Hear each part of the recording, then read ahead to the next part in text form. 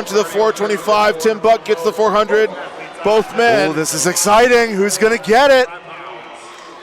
There you go. Come on, boys. Cardio to the lap. Who's got the first thrust? Tim Buck is the first. Photo finish. Tim Wow. Two. And as they are off, the T-Rex Singleton is right here next to me. Evan, thanks for coming in the nick of time to break down this action. What do you think is the number that wins this? With a 380 log, I'm going to have to give them the magic number to 4 or 5. That's a heavy, heavy log to do for reps. I called 4 being a miracle number. Yeah, I think 2 or 3 is massive points, and Joshua Pataka of Australia gets 2 reps. You can already see that huffing and puffing. Oh, yeah. Just that heavy implement resting on your chest in the rack position is enough to take the wind out of you. You really have to have that brace set and locked in when you go for that press. 20 seconds left. Wow. And he's good for a third. Look, 3 at that. reps, Starting and he's strong. waving to the crowd. He is done. 10 seconds remain. That's big. That is really Come big. on, Jordan.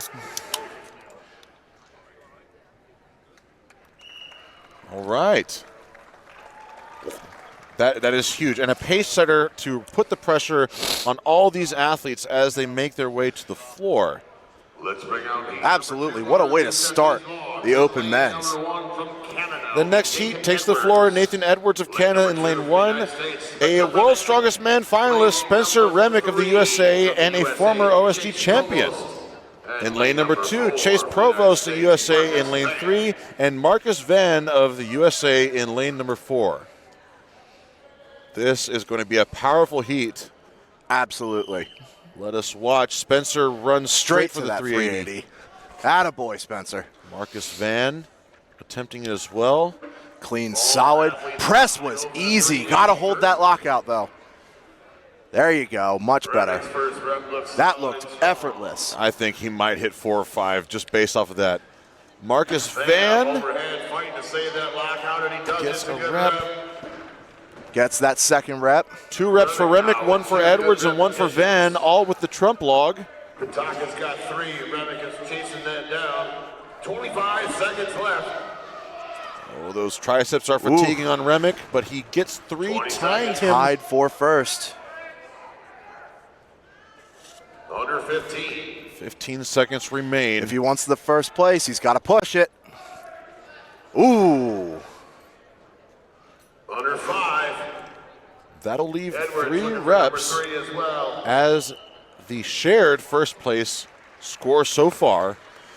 Remick was looking very strong, definitely capable of getting 4. He did get 4. He just wasn't holding that lockout on that first rep. That first rep looked effortless. Oh, my, the cannons activated. It was something.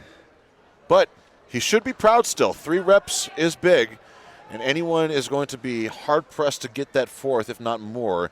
Our next heat, Jason Frowley will take lane number 1. Seth Sokup will take lane number 2. USA is Jason Frowley. Lane number 2, USA is Seth. Roy Orantia will take lane number 3, and Tyler Gustafson will take lane number 4. An All-American heat. Evan, what did Spencer say right there when he came up to us? I'll be honest, I didn't hear him. I think he was referring to the length of the log and them being a little bit more difficult, which I can definitely attest to. Those are very difficult logs to press. It was either the length of the log or the length of the lockout. One of the two. One of the two. All 4 athletes opt for the 380.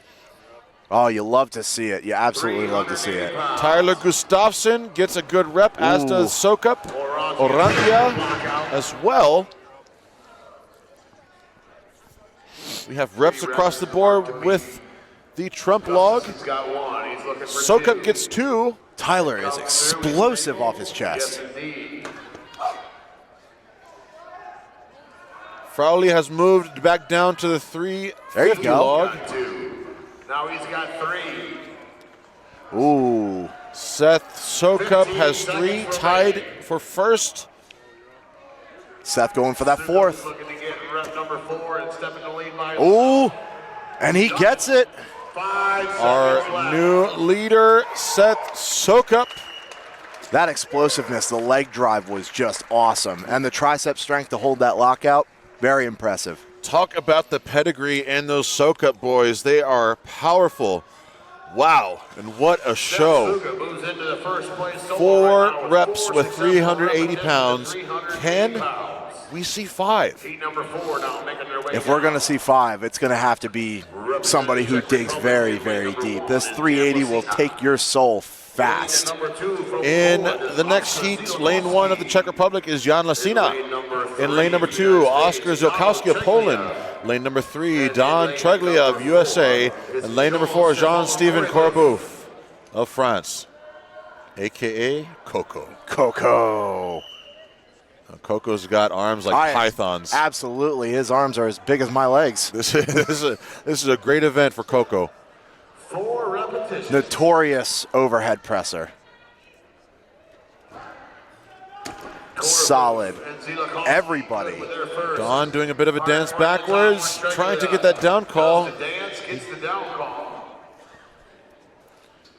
Zielkowski. And stabilizes. Coco as well, both men on 2. Don misses it. Move good with rep number 2. I don't know if we will see 4 reps. They're running out of time. Coco on the way up. Will not get the lockout. Lasina opting for the heavy log. Oskar with 3. Less than 5. Way to absolutely push. Wow.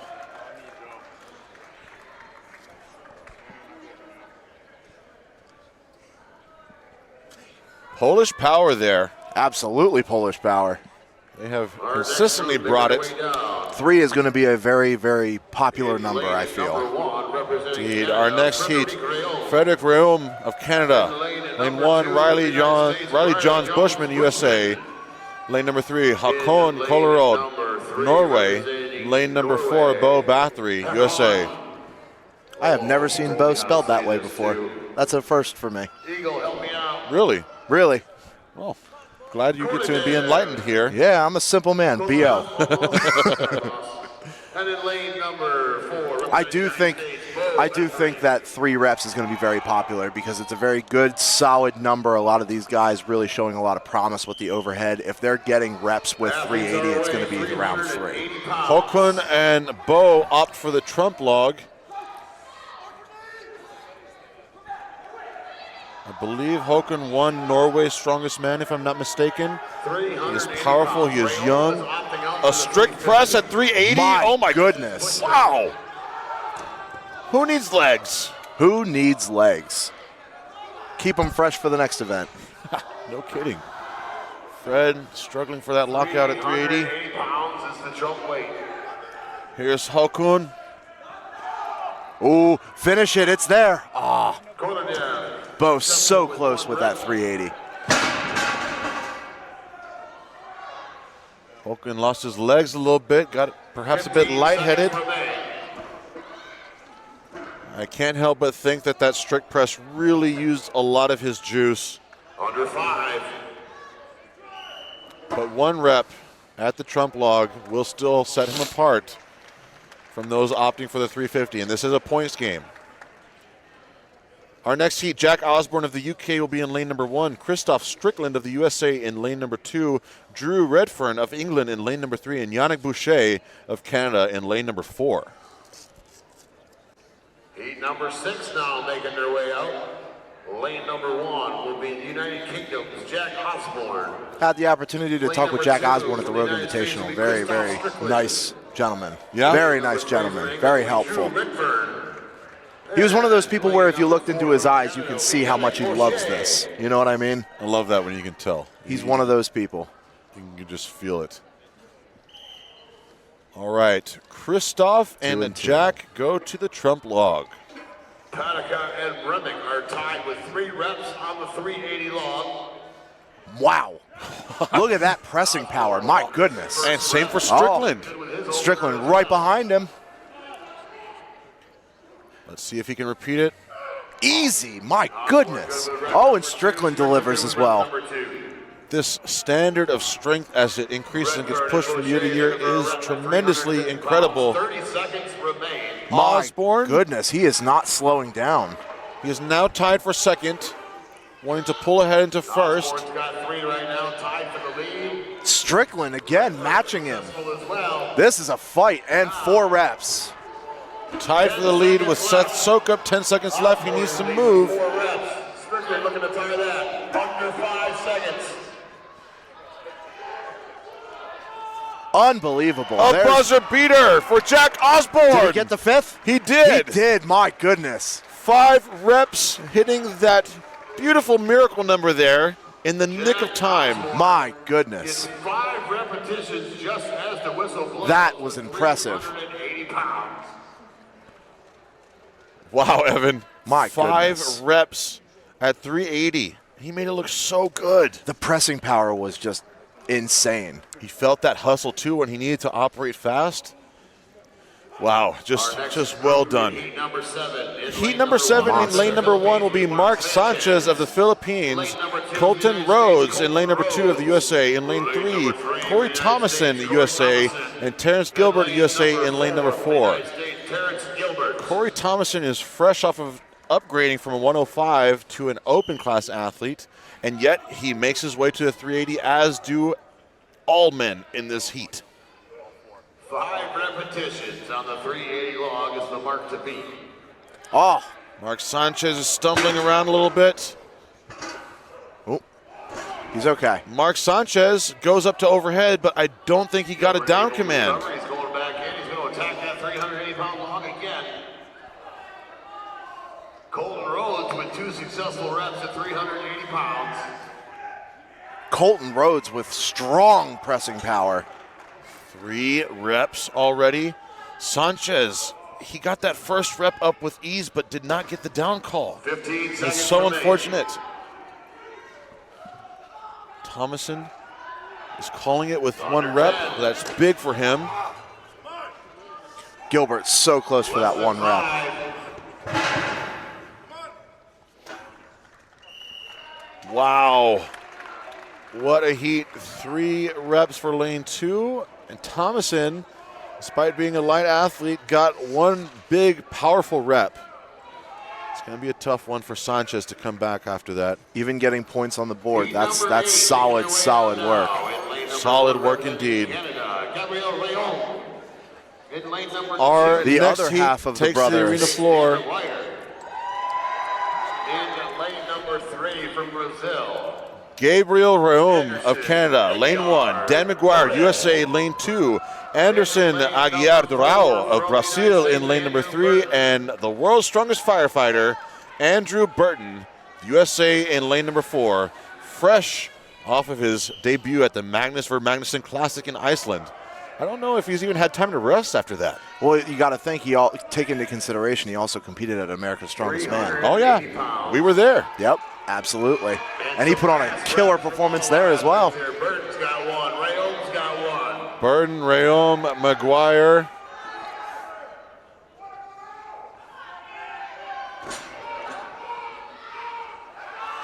Raume tried to use his head there. And Burton is pretty toasted. Looking to lock that 380 out. McGuire has 2 repetitions. Look at 20 this seconds remaining. mountain of a man in lane 2. Dan McGuire gets There's rep the number third. 3. McGuire successful again. Can Burton get another rep? I saw it as it crushed him down a little bit. It wasn't going to happen. McGuire needs to move. Oh, so close. It's one big so dude. close. That is a very big dude. And we still have more. Joe Stella of the USA will take lane number 1. Nick Guardione of the USA, lane number 2. Ryan Bennett of England, lane number 3. And Uriel Gutierrez of Mexico in lane number 4. Nick Guardione.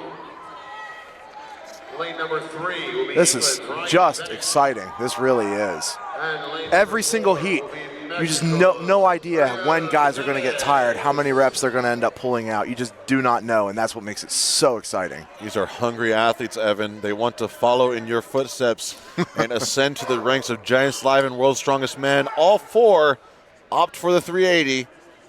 380 pounds. Nick Guardione is the first to his chest. 172. Summoning strength from that man bun and throwing it through the roof. Well, Guardione had a bit of an upset when he finished in second at the Shaw Classic, narrowly behind Spurgeon, who is also here. Guardione's got a rep in the books. Look at that These grind boys from are Uriel. pressing. I love it. Now it's Guardione. Guardione is looking polished and powerful. Ryan Bennett's got 2 reps. Consistency is key. Keep that pace, boys. There you go. Bennett with 3. Gutierrez almost gets 3, but no down Beautiful. call. Nick with the down call. Nick is up to 3. Nick has a bad habit of asking how much time he needs, or he has left. He needs to Focus just on move. the lift. Yes. Big points. Bennett has 4 reps for Nick. Got it. Guardione and Bennett complete the log challenge with 4 reps. Wow, man. That was an exciting heat. And Uriel almost got that 3rd rep, but just did not get a down call. So close.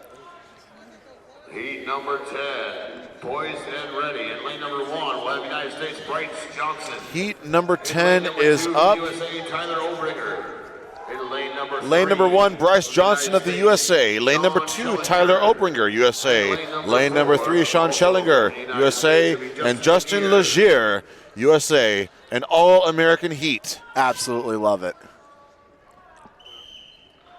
Obringer is a monster overhead. I'm looking forward to seeing a show here. 380 pounds.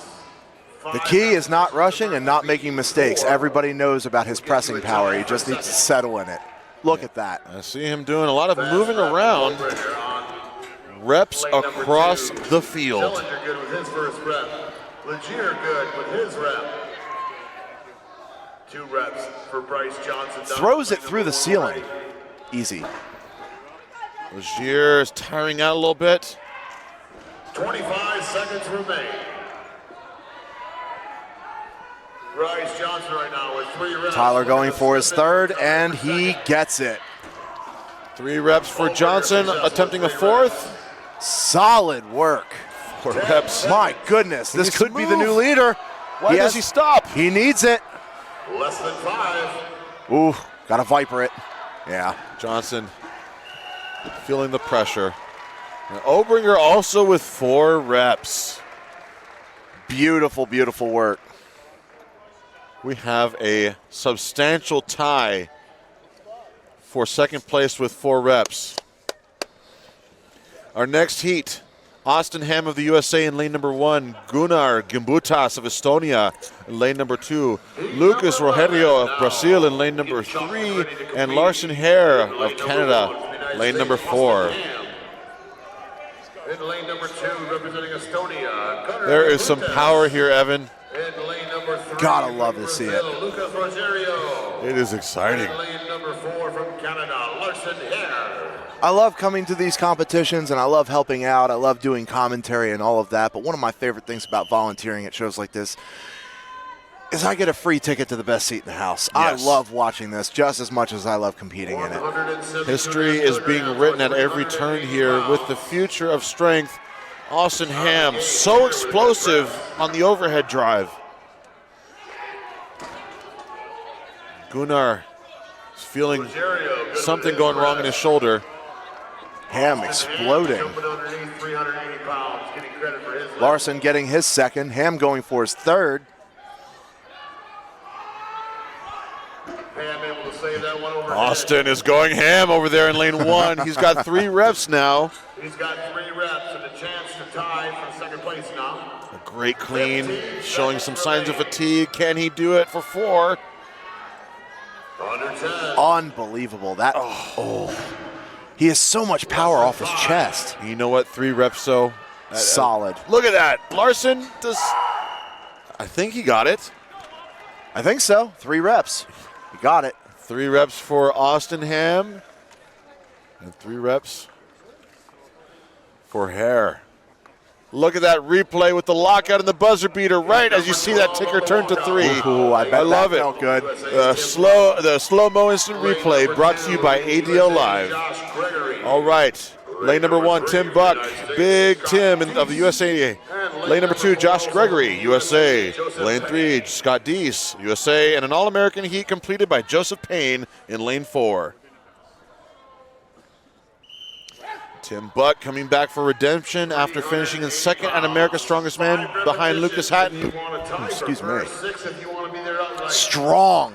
Damn near looked like a viper. Tim Buck is here with a vengeance. My goodness, he's barely resting in the rack position.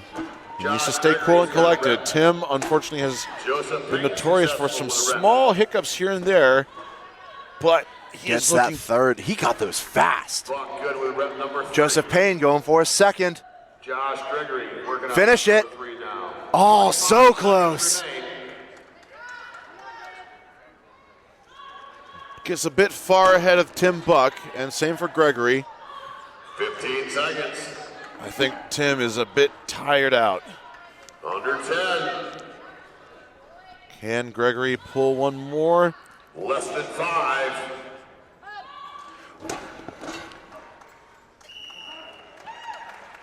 Not All four bad. of these guys absolutely pushing themselves to the limit. Tim Buck got 3 reps very fast, but his endurance drained after that point. At least his pressing endurance. You could see it in the triceps really struggling for that lockout. Perhaps the upper back as well. Yeah. Believe this is our final heat. Lance Minkow of the USA, lane 1. Josh Spurgeon, the winner of the Shaw Classic, lane number 2, USA. Nick Wortham, USA, lane 3, and James Jeffers, Canada,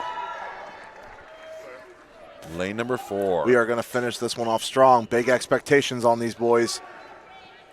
Now, Josh Spurgeon will be competing at the Strongest Man on Earth next year. 5 repetitions. Currently the first place mark. This is the final heat to try to take that number down. Jeffers gets a down call. Spurgeon and Wortham as well. All with one. 380-pound press.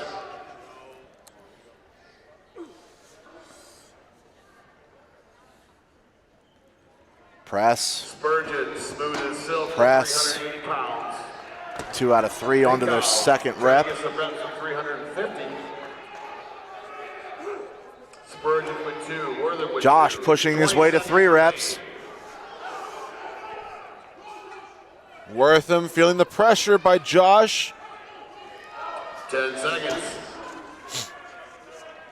Solid pressing. Less than 5. Solid pressing. He's happy with that. In lane number 2. You're so warm. I run hot. I'm glad you shaved your back for us. It's a special occasion. This is OSG. Look at and Jan. blistering pace set very, very early. Oops, start to slow down a little bit, that balance. If you start too fast with these cars, it will throw you off balance. I was looking for a fast recovery, and he did it, but he went down again. He needs to stay up. Keep that core tight. Boom, finished. Jan Lacina finishes the pace setter. Check strength. I love it. Chase Provost is a little bit stranded over there near the starting line, but he is getting a measurement in some feet. All right, Provost will get a Calling distance it, there. not He feeling moved it. the car, so they'll get a measurement on that for him. He will go in the scorebooks. Interesting, usually the taller competitors benefit from this kind of an event. 6'7", that is not a small man, being able to lift those tires all the way off the ground. No, but once they get going, that stride length can be a tremendous asset. Absolutely. Our next heat, a full 4-man run. Frederick Rayum of Canada, lane 1. Riley Johns Bushman, USA, lane 2. Bo Bathory, USA, lane 3. Drew Redfern, England, lane number 4. All business, Drew. Ready to go. Riley giving that lat spread right there. He is the youngest athlete by 2 years under Fred Rayum. Lane number 2 from the United States, Riley Johns. Fred and his twin brother Gabe are both here competing at OSG. And lane number I love that brotherly strength exhibited from the Rayum brothers. You can't help but smile when you see them together, especially competing in the same competition. Yes. Doing what they love together, that is just awesome.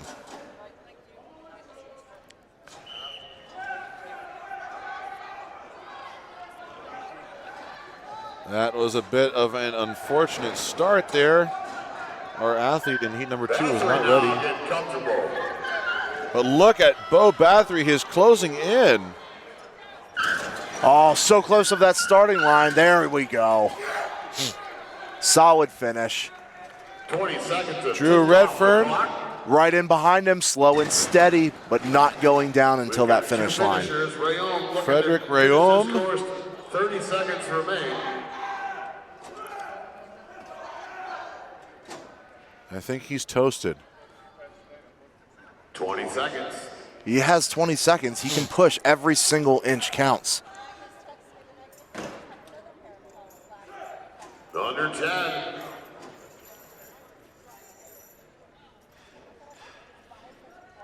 Three, two, one, time. Yeah, you're right. Riley He just ran out of Bushman gas. in lane 2. His yoke was not, or his crossbar was not ready, but wondering what's going to be the official call made there. Look at this instant replay by ADL Live. Ooh, love this instant replay. Closing this is awesome. the distance. Right at that finish line, just an extra step. Look at that. And finishing strong. The quick recoveries were absolutely essential for him, though.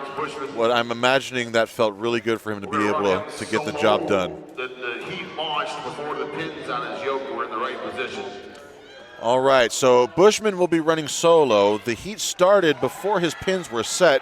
He is getting a go right now as we speak. Let's get our eyes on the floor. This is Riley Bushman. 60-second timeout with 1,000 There we go. 1,000 pounds on his back. Keep that core braced.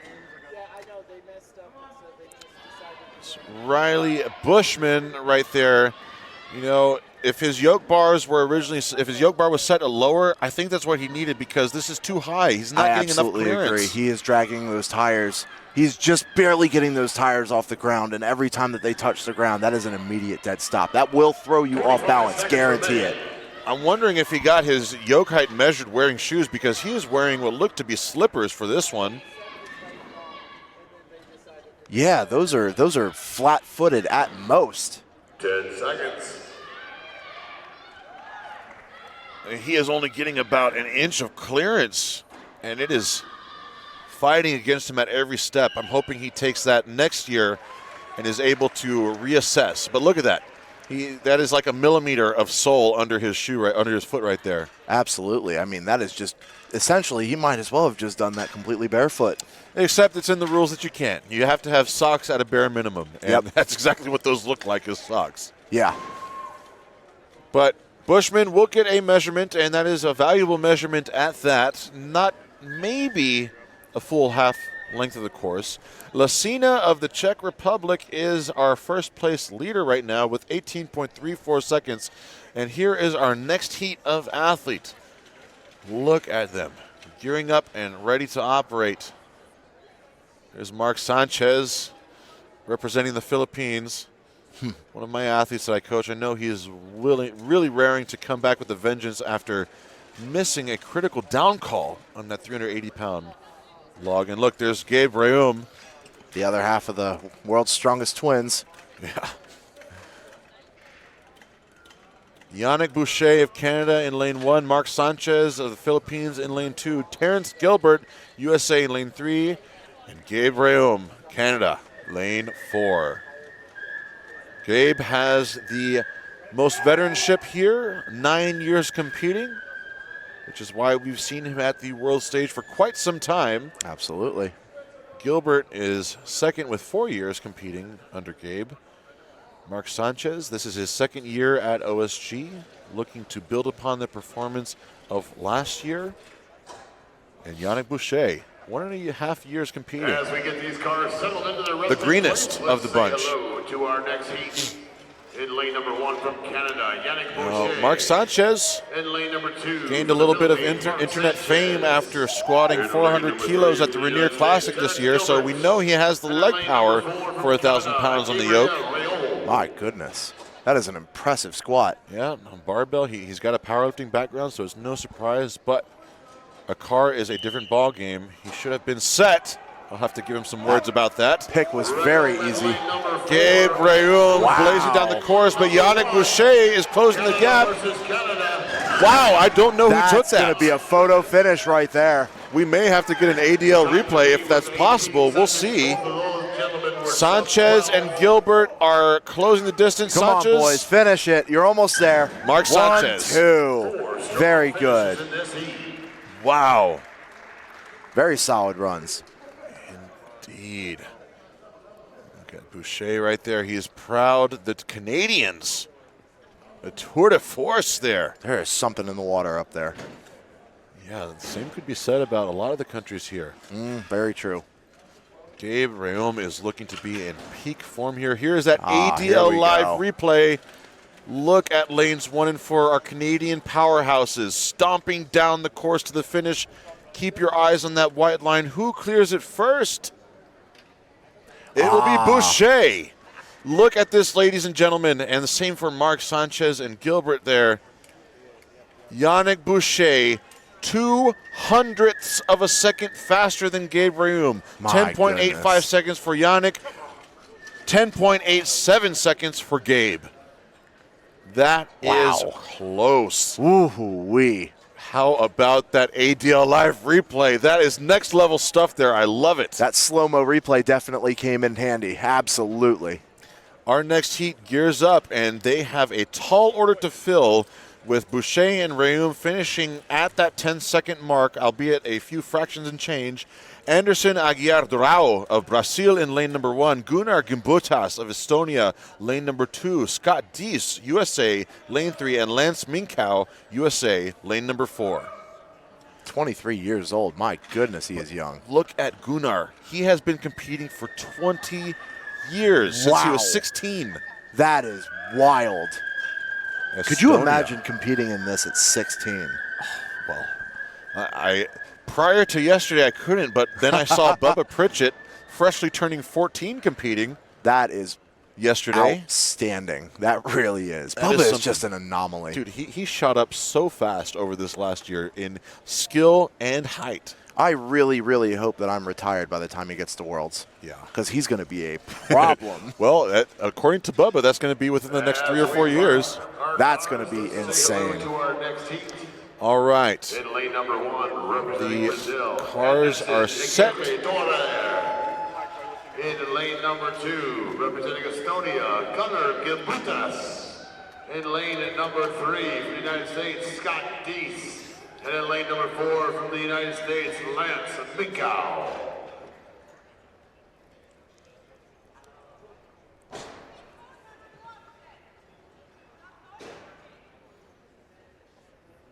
The calm before the storm. Can You gotta anyone love it. match that speed? Just a near sub 10-second finish. Here we go. Scott Dees is in first, goes down. Here's Gunnar. Interesting technique with Gunnar having his hands underneath that bar. Well, with 20 years of experience, I assume it's intentional. From Estonia, charging along. Slow and steady. Oh, finally goes down. Brazil.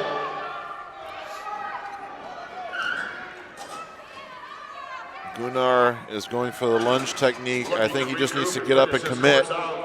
There we go. If he keeps going, he will take this heat win. Absolutely.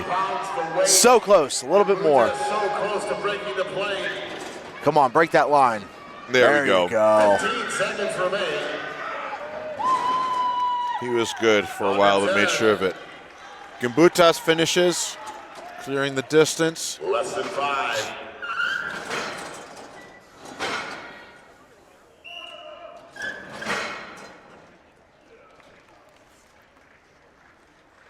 Dorao letting the compression release from his spine a little bit as he takes a moment of pause.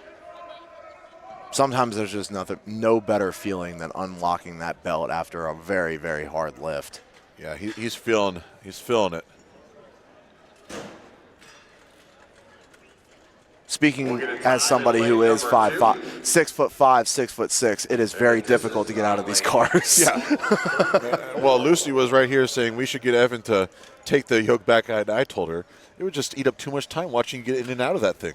Yeah, it really would. We would definitely be pushed back a little bit on time, that's for sure. Yeah, that's a logistical concern. All right, our next heat, Jordan Frame of the USA, rocking that big, powerful beard, lane number 1. Jason Frowley, USA, lane number 2. Marcus Van, USA, lane number 3. And Donald Treglia, a.k.a. Papa Don, completing the All-American heat here at the 1,000-pound car walk. That is just a massive beard with Jordan Frame. My goodness. Looks like he lives in the woods. It is. Well, that is a good beard to have here in Madison, Look at that Wisconsin. thing. Or he needs it to protect his neck from losing too much heat. But that is not a beard that you wear in a tropical region like South Texas, for example. But Jordan Frame with a big frame for a big car. Or a small car with a big weight, I guess we should say. Let's go with that. Yeah. And again, ladies and gentlemen, this is 1,000 pounds, 453.5 kilos. Not just picked up, but moved down a course 50 feet for fastest time. Our next heat Well, in my opinion, it's one of the perfect tests of strength, speed, and athleticism. You need to be fast. You need to be strong. You need the entire package to be good at this event. You got to have it all. For any of these athletes who are nearing that 400-pound bodyweight range, keep in mind, when they take a step, there is 1,400 pounds bearing down on one foot, one ankle, one knee, one hip. That's nuts. But we love nuts. We love it to be crazy. We love it. We love nuts.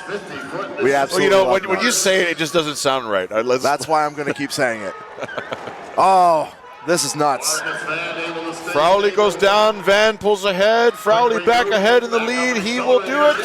First across. Second. Marcus Van. Third. Marcus Van finishes in first with Frame in second and Frowley in third. Jordan's got plenty of time. Slow and steady. There you go. Keep that brace. There you go. Still plenty of time. 20 seconds remaining.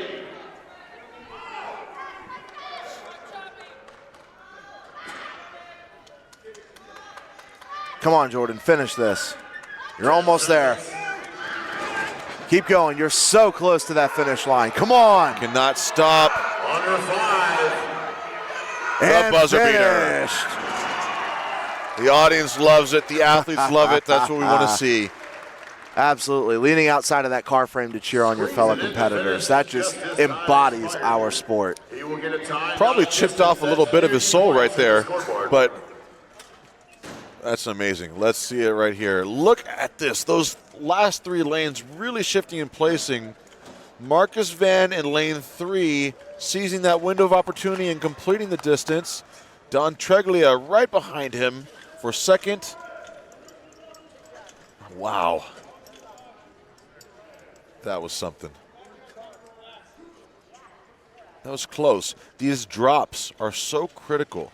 Absolutely. And to keep your composure, to maintain that level of brace and coordination when your opponent goes down and you want to push ahead, you have to be well practiced mentally and physically. Absolutely. There's no other way around it. This is one of the events, especially with the car walk specifically, in any kind of a yoke event. With the car walk, the balance is such a big factor. You are safer just focusing on keeping that balance so it does not throw you off, making sure that the car is even, making sure that the tires are not hitting the ground and throwing you off. That's way more important than just going as fast as you can. Our next heat, there's Joe Stella of the USA waving to the cameras. Andrew Burton, lane number 3, World's Strongest Firefighter, is next to him. That's Corey Thomason with the cap, and Håkon Kollerud of Norway will take lane number 1. I admire your ability to read these foreign names because I would feel so bad about my pronunciation. I got to try. That's one of the things that one of the smallest things I can do for these athletes who are leaving their bodies to be sacrificed for these events is to at least get their names right, especially the ones that I've gotten to spend time with in their country, like Håkon. He is someone I got to witness firsthand his skill, his power, his strength right before my eyes, and I'm glad to see him here. Corey Thomason, again, this is a man who very recently was a 105 kilo competitor, but has proven to himself into the world that he belongs here in the Opens. World's strongest firefighter Andrew Burton there, and also a fellow Texan, and Joe Stella, in a bit of a meditative state, getting his body ready for 1,000 pounds on his back. Are you ever really ready for 1,000 pounds blaring down on your spine? Probably not, but you try to be as close to as possible. Fake it until you make it is what I say. Burton goes down quick, as is Thomason. Håkon and Joe, with Joe pulling ahead, every man is dropping and having to repick. This is rough. It's going to be grueling. Just such a hard event. It really is. See Håkon taking a moment of pause on the hood. I wonder if he will continue.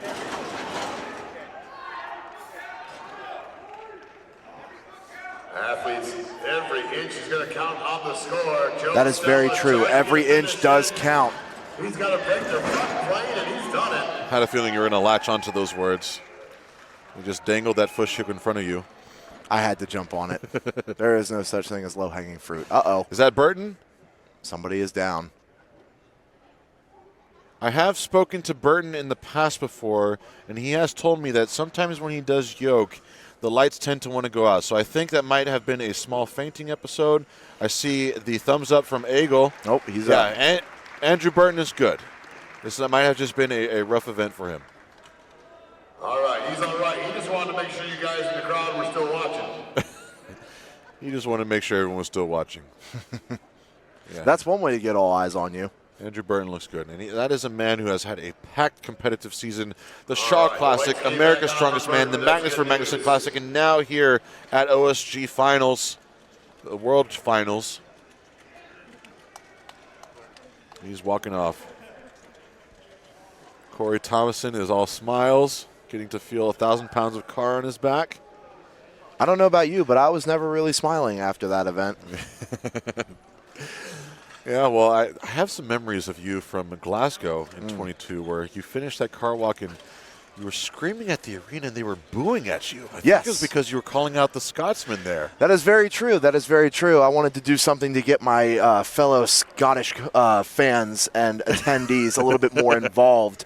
So after I laid the smackdown on their chosen favorite, Tom Stoltman, I leaned across the windshield and gave him a little John Cena, you can't see me. Yeah. Did not make me a favorable competitor. No, but it also didn't leave a lot of room for some big smiles until you got to feel their energy. Albeit negative energy blaring down on you, but it was all good in the I thrive off of that. Arena there. I know you do. Everyone knows you do. Our next heat prepares for battle. Sean Schellinger of the USA in lane number 1. Justin Legier of the USA, lane number 2. Lucas Rogerio, Brazil in lane number 3. And Joseph Payne, USA, lane number 4. 2 6'7" giants in this heat. Massive, massive, massive. We'll see how Schellinger takes to this car. He's got some massive traps on his back to rest it on. We'll see if that pays off. And Joseph Payne. That's another good strongman last name, Payne. The essence absolutely. of the sport. That is just screaming professional wrestler. Yeah. Indeed. Joseph, here comes the pain. Yeah. There it is. In lane number 3. Justin Legier, fresh off of America's Strongest Man, where he did quite well.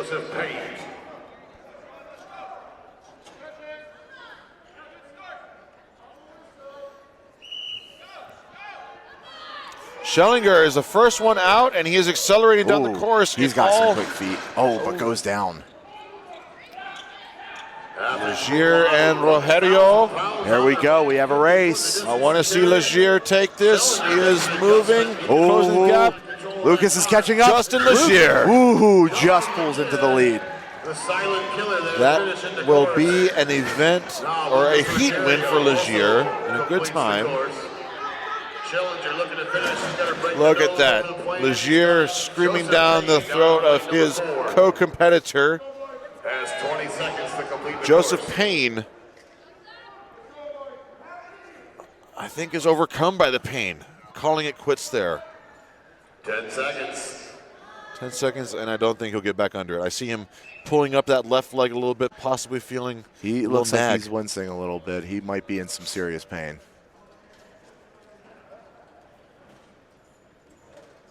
Well, hopefully he can shake it off with a good night's rest. Hopefully maybe roll around in the snow a little bit.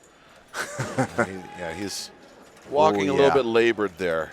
Yeah, that doesn't look very comfortable. No, but he will have a great recovery team to look after him and get him back into tip-top shape for tomorrow. Absolutely. Official Strongman Games is just notorious for having an absolutely amazing recovery staff on standby, ready to go for all these athletes. These athletes are quite lucky for that. Coco Korenbouf is all smiles. As he always is. Ready to channel that dad strength. Tyler Gustafsson is to his left, or at least our left and his right. He is of the USA. He will take lane number 3. That's Roy Orantia, USA right there. He will take lane number 2. And Nathan Edwards of Canada will take lane number 1. Look at Roy's bio. He's got his dog right there. I love it. To see such a large man so stone-faced with that nice fur ball in his arms. Goodness, that dog is fluffy. That is 40% fur right there. Yes, that is a fluffy creature. Well done. Thanks. I used to see it with my own 2 eyes. Yeah. Good job. You get your gold star. Thank you. I feel accomplished now. All right, they stomped the arena floor.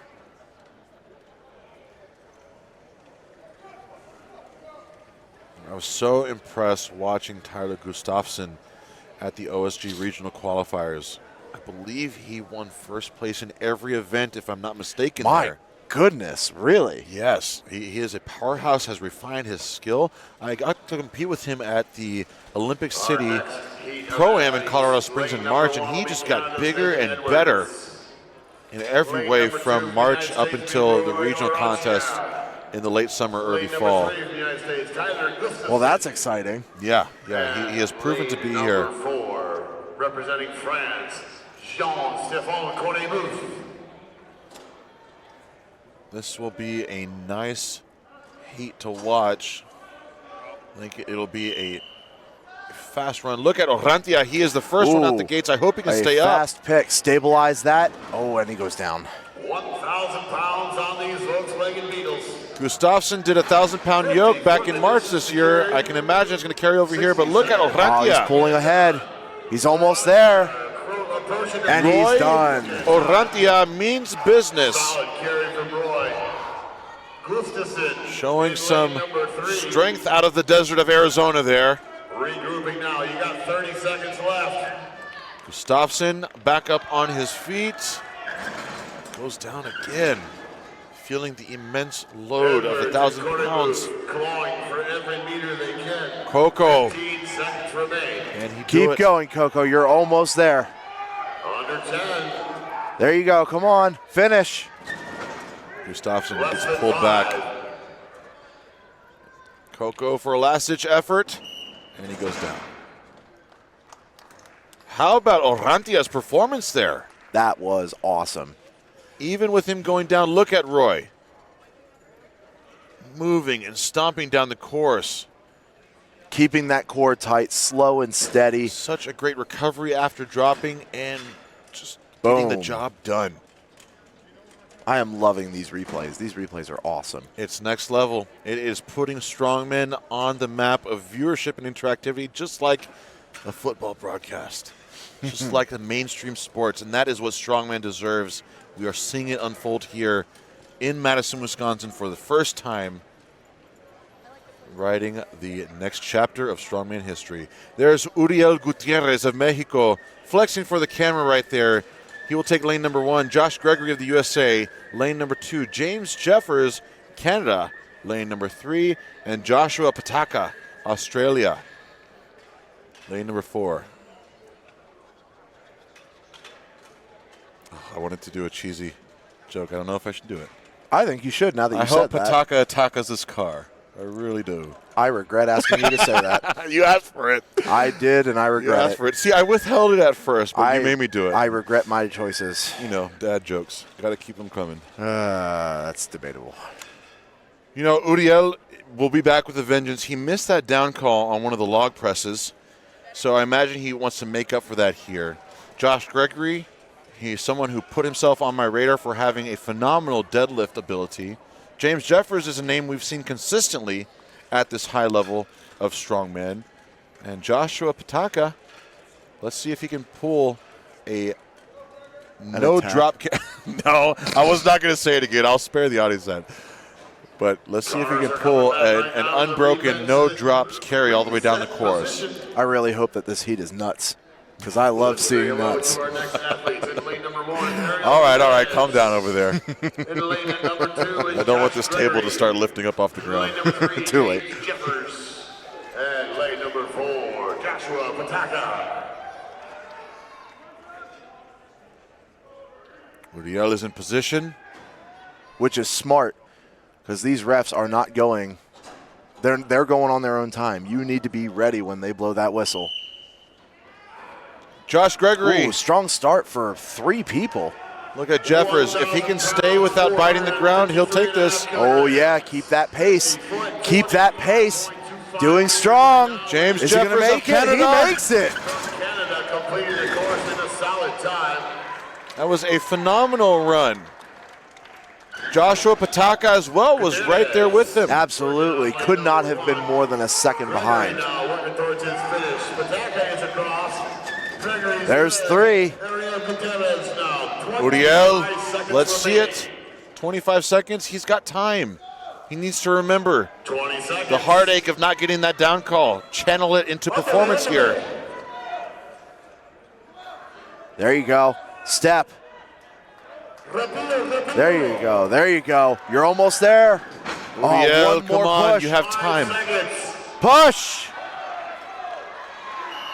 Ah, so close to that finish line. So close to that finish line. But at least he's okay. Yeah, well, As looks okay okay. as okay can be. yeah, he looks okay. Look at this in lanes 3 and 4. Boom. With Beautiful. authority. That's James Jeffers of Canada and Pataka of Australia there. What a great, great run. Jeffers will edge his way into the top 3 with a time of 14.72 seconds. Still, Boucher and Réaume are untouched with that 10.8 and change finish. 0.02 of a second shared between the two. If anyone has something to say about it, it could be this heat right here. This is our second to last heat, if I'm not mistaken. Spencer Remick, a World's Strongest Man finalist right there, giving us the fist. He's ready. Lane number 1, USA. Lane number 2, Oskar Zokowski of Poland. Lane number 3, Christoph Strickland of USA, with all the facial expressions. And look at that, just like you, Evan. Look at that. Absolutely. Oh, I see you doing a it as an fellow answer. Peck Dance brother. He can't see you, Evan. Why are you doing that? Well, if I try, maybe he'll feel me doing it. I felt you for what it's worth. Colton Well, that's all Rhodes. that matters. That's Colton right there. He'll take lane number 4 of the USA. Canada, Réaume, Canada, Jeffers, Canada. Okay, this may be our third to last What are you heat. guys doing It over might there be. with yokes on your back? That's impressive. Second or third? I'm trying to read the audience or the athletes we have in the tunnel. It's a big category of athlete. Absolutely. This In category size? is stacked. Yeah, in size and number.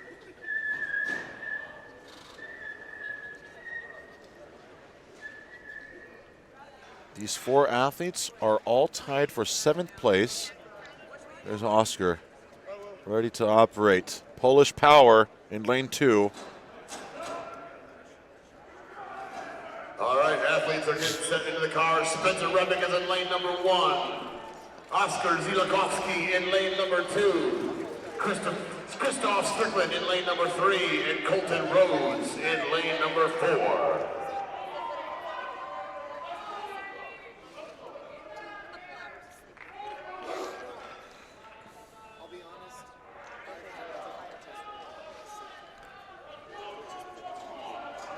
All right, the athletes take their position under the bar.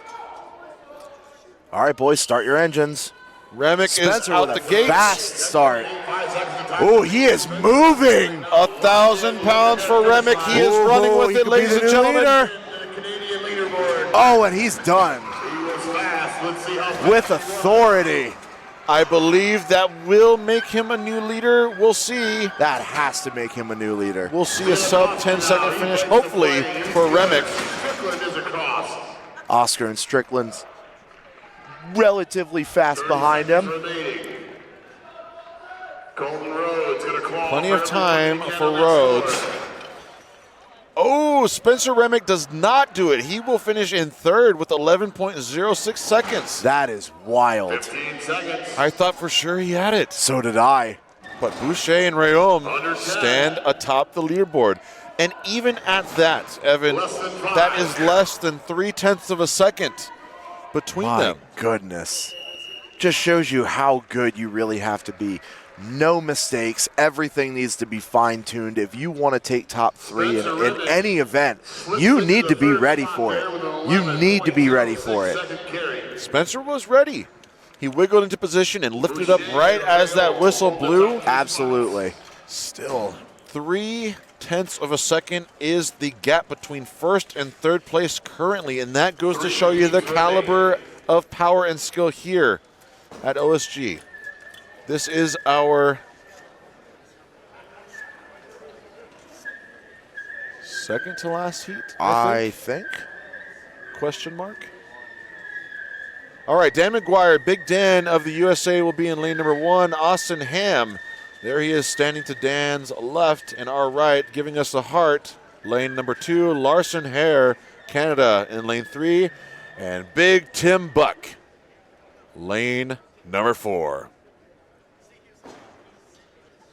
Look Dan at Larson. McGuire, 6'8", competing for 10 years. My goodness. He's massive. Massive. And it's not often that you see someone make Tim Buck look small-ish. Ish. But Dan is pretty effective at doing that. I feel like he would be pretty good at doing that to most of the guys. Yeah. He's huge.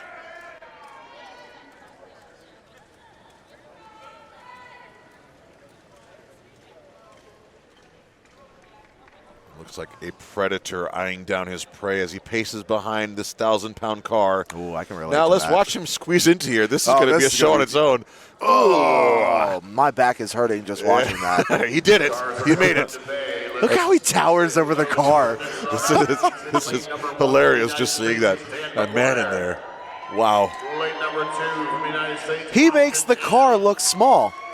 Lane number 3 from Canada. Is there enough room for his shoulders? I hope so. And lane number What a 4. problem to have. Shoulders too big to fit in the car. I'm wondering what his body weight is right now. Definitely over 400 pounds. Oh, Definitely. he has to be. He has to be. Not only is he tall, but he's dense. That looks like a pretty substantial pick height for him. It's going to be a good squat on the way up, but it will give him plenty of clearance to take off with speed. Absolutely.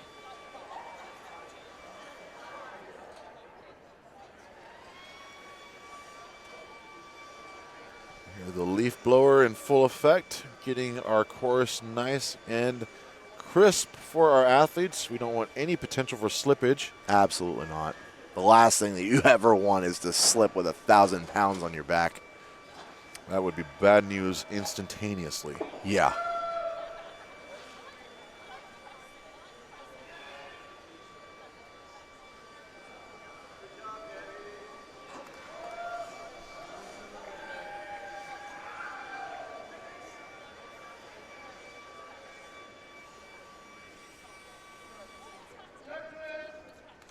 All right, they are ready, and Dan has squeezed into position.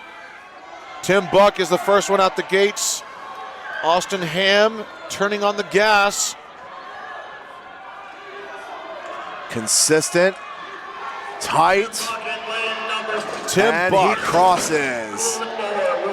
Very nicely done. Austin Ham finishes in second. Here's Dan McGuire about to finish. Look at all that clearance he's got. Wow. Hands across. McGuire's across. Larson Hare is about at halfway now. He's got plenty of time. Absolutely. 20 seconds remain.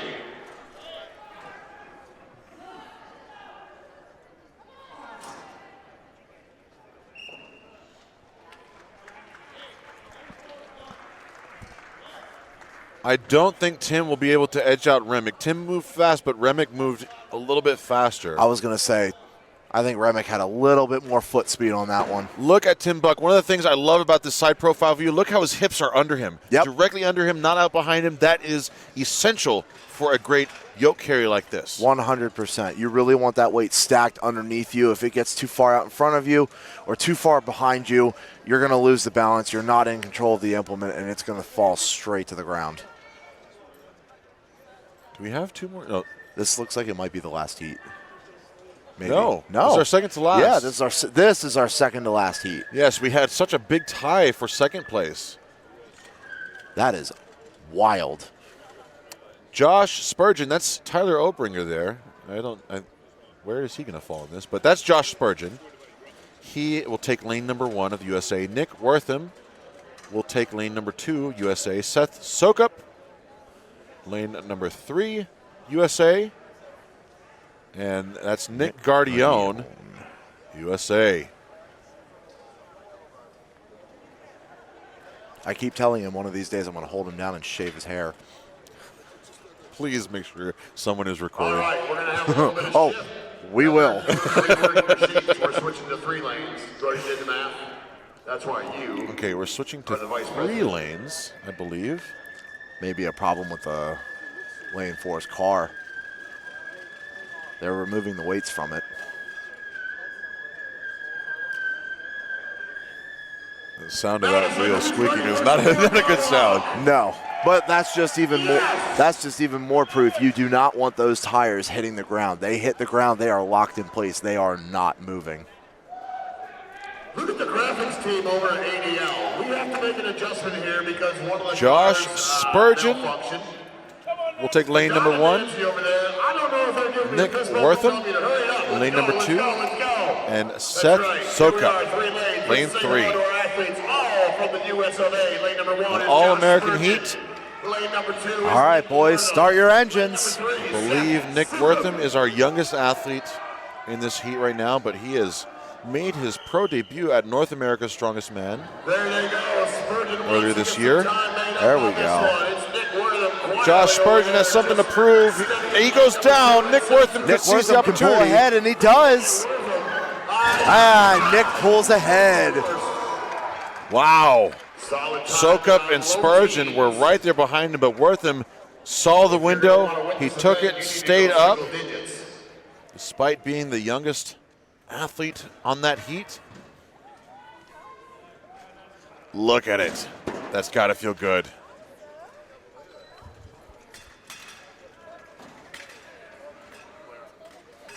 Here is that replay. Watch Spurgeon gets a bit ahead of himself, goes down, as does lane 3, Nick And that Wortham. right there is when Nick overtook it. Beautiful. Beautiful. Sokup went down as well, and that just gave Nick the window. All right, we have a 2-man heat here. Nick Guardione will take lane number 1 of the USA, going against Ryan Bennett of England in lane number 2. Guardione getting himself amped up.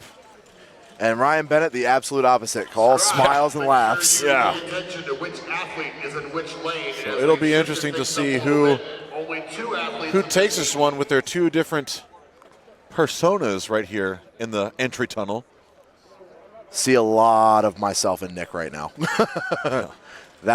That mindset that you get into, that I'm going to go out there and murder this implement, staring down the implement, even putting fear into the implement. That's my style. That is what I do, and I love to see it.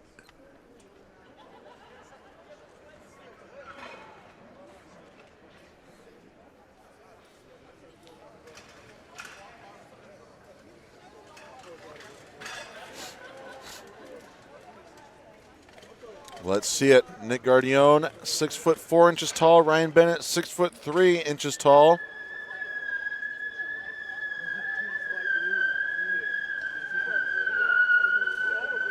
That is the sound of those tires squeaking with 1,000 pounds in tow.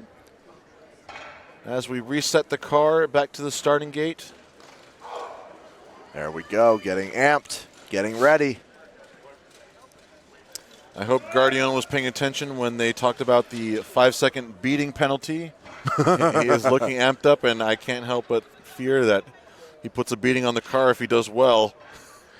Like I said, or like you said, you see a lot of yourself in him right now. Yep. That is something do. That I have done in the past, and if I'm being honest, I'm probably the reason that rule exists. Yeah. I thought of you when they talked about it, so there you go. All right, this should be a good matchup. There you go. That slight hiccup could have cost Nick. He's slowing down. He's losing that balance. Gotta stay tight. And Bennett consistently goes all the way across the line. Look at that. Bennett still all smiles. There's Nick Guardian. Oh, he is not going to be happy with that. He gave it his effort there. It just went down in the beginning. And look, it just goes to show that contrast of that pacing around, just getting very amped up, looking very aggressive and a little bit angry, which is a good recipe to have. It's not a bad thing, but the thing that, believe me, I have struggled with this, and I have spent years trying to perfect it, is you need to be able to conserve your energy, and you need to let that monster out of the cage at the right moment. If you're amped up and you're pacing and you're getting yourself worked up 5 minutes before you're going out to lift, there goes all of your energy for that event. Yes, it is something that every athlete, and hopefully Guardian might take a little bit of page of that. I don't think it was at the level of recklessness or berserkness that kind of takes away from him, but yes, look at that contrast between Bennett and Guardian. And Evan, I will say, to you, and a testament to your training in that mental fortitude, if you will, you have become so effective at it, and we saw it at World's Strongest Man this year. The work that you're doing and improving on that front is really showcasing itself. I appreciate you saying that. I put a lot of effort into just getting my mindset right for these bigger competitions, making sure that I'm conserving as much energy as possible, and I'm leaving absolutely every ounce of energy out on the competition floor. Champion of mind, champion of body. Let's see who comes out the champion of this event. Bryce Johnson, lane 1. Tyler Obringer, lane 2. Jack Osborne wearing the leader shirt in lane 3. Our final heat of day 1. Here we go. And we're off. Big Bryce Johnson. I hope he can stay up without a drop. Osborne accelerating. Catching up a little bit, but not enough. Johnson. Wow. Came from behind on that one. We'll see where the scores shake out. Big bad Bryce. What a great run from that final heat. That's going to be a solid time. But still, Remick, Rayom, and Boucher. Day 1. Yannick Boucher with a 200th of a second lead over Gabriel Rayum. Those will be your top 2 finishers in first and second. Spencer Remick in third. Nick Wortham will get in fourth place with 13.59 seconds. Less than half a second between Nick and Bryce Johnson. Bryce 13.96 seconds. And Tim Buck so close behind that. And Ryan Bennett, look at this grouping. 6th through 10th, all in 14 seconds, all the way even to Jack Osborne. The talent, the power, the speed, the skill. These athletes are hungry. They want to advance to Giants Live. They want to advance to Worlds. Look at that. It's just unbelievable how close that is. The top 20 athletes all finished in sub 20 seconds.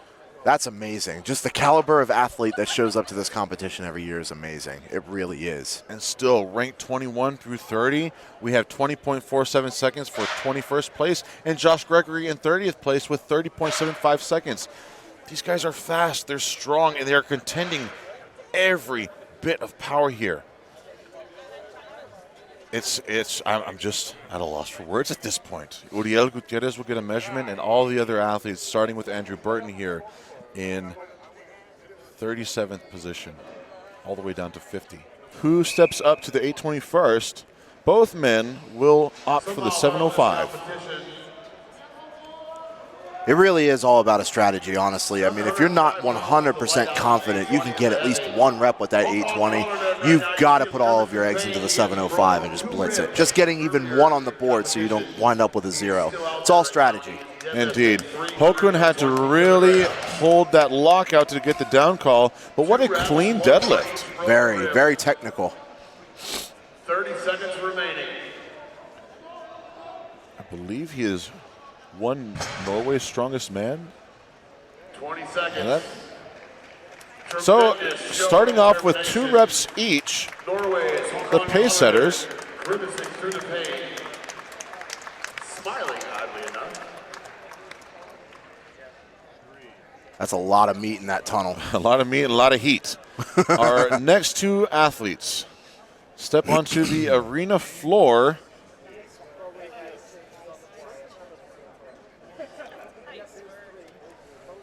There will be 3. That's Lance Minkow of the USA taking lane number 1. Corey Thomason of the USA in lane number 2. And Nathan Edwards of Canada should be in lane number 3, although I'm not seeing him out on the field.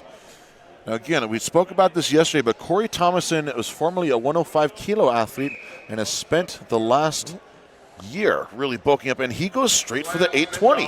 Attaboy. Let's see a big pull. In lane number 2. That was a gamble, and he's making a smart call to go back and get some points. Absolutely. If that 820 budged off the floor, he will be good for some reps here. 705 pounds. As expected. A little off balance, hoping to regain some positioning, and he's found it. There it is. Now tied for the lead with Provost and Kolarod. Lance going for his 2nd rep, strapping in. Minkow with 1, Thomason with 2. Ooh. Deems too much. That was rough. That was rough. I'm wondering if that first attempt at 820 took it away from him. But 2 reps still ties him for the lead. This is currently a 3-way tie. But this tie will be shattered repeatedly by these big guys. Absolutely. These numbers as we progress through this category are just going to go up and up and up. So lane number 1 will have United States Colton Rhodes. In lane number 2 will be Canada's Larson Hare. Now we are up to a 4-man heat. Colton Rhodes of the USA takes lane number 1. Larson Hare of Canada, lane number 2. Riley Johns Bushman, USA, in lane 3. And Joseph Payne of the USA in lane number 4. And what a look from Colton Rhodes there. Oh, the sweatband, the John Lennon glasses, the pink shoelaces. Oh, he drips style. The drip. The drip indeed. The drip might be what we're cleaning up on lane number 2. We want a pristine platform for our athletes. Our ranks, these 2 guys in lanes 1 and 2 are 28th and 25th respectively. You see it in the bottom right corner of their bios. Riley Bushman has a lot of ground to make up for. He has amassed only 8 points and is currently in 48th place. A similar thing can be said about Joseph Payne. He is in 38th place with 30.5 points. Not nearly as comfy as Larson or Colton, but all men have something to prove here now. Colton and Joseph. Ooh, we got 2 boys going to the 820. We've got 2 athletes, Colton Rhodes in lane number Come on, boys, rip it up. Let's see it. in lane number 4. Can we see 820 go up here? And JoJo finishes first rep at 820. Enduring the pain and getting a rep, and Colton Rhodes Matches. with the vibe himself. We gotta go. JoJo pulling out a 2nd rep with 820. My 2 reps, that is your leader. Our new leader in lane number 4, Joseph Payne of the USA. Not bad at all. I like to say any day that you deadlift 800 pounds or more is a good day, and he got it for 2 right there. Absolutely. He should definitely be very happy with that. Under 10.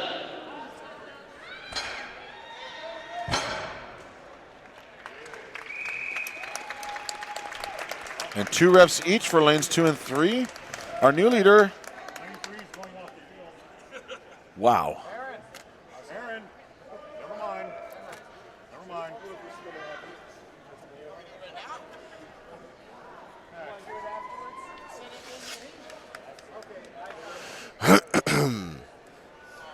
All right, our next 4 athletes have stepped on out. Andrew Burton, world's strongest firefighter in lane number 1. Anderson Aguiar Durao of Brazil in lane number 2. And Frederick Reum of Canada in lane number 3. Making a very international heat here. Indeed. Now, Andrew Burton needs to make up some points here. He is a very capable athlete with a relatively underwhelming day 1, unfortunately, but he has had a packed competition season. 37, 47, and 46th place, respectively. This is one of 2 of the remaining final events. Andrew Burton looking very nonchalant as he stares down those bars. Frederick's arm looks huge right now. I was going to say, those deltoids are just lighting. My boulders. Goodness. He's certainly having an effect on you, huh? Absolutely. It's captivating. All 3 athletes opting for the 820. Who will go up first? Get some, boys. Our Brazilian. Wow, Reum with the power off the floor. He obliterated those first 2 reps. I think Andrew is having a strap malfunction. Reum at 4 reps. That is gnarly. Big Fred may well take that golden 5-rep number, earning some big points. Come on, Fred, you need this. Pull it. Frederick Reum squeezes out that 5th rep. Absolutely. Those Reum brothers are something else. My goodness.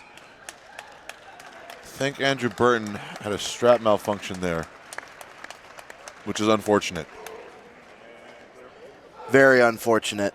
The last thing that you ever want to deal with as an athlete competing in that moment is having any kind of an equipment malfunction, knowing that it wasn't the result of your strength, speed, endurance, anything. It was because your equipment tore, broke, anything. Coco Corabou of France will take lane number 1. Tyler Gustafson of the USA in lane number 2. Uriel Gutierrez of Mexico in lane number 3. And Jordan Frame of the USA in lane number 4. Tyler Gustafson. Lane number 3 from Mexico, Uriel Gutierrez. And in lane number 4. MC Aaron West saying that almost as well as you. Yeah, Aaron's getting better with his Spanish pronunciations. Got to give it to him.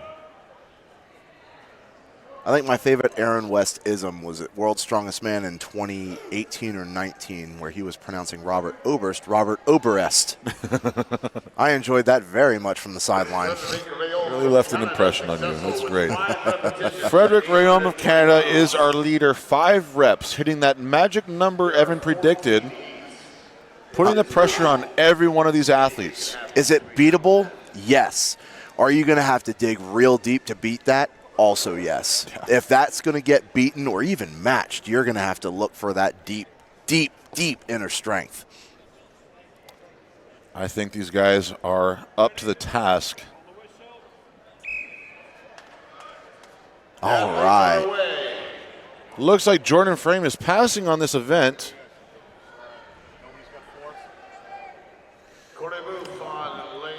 Uriel is in 25th place, but wow, Coco in 30th place right is the first to go up. Gutierrez successful with his first attempt. Coco with 2 reps. Coco looking solid.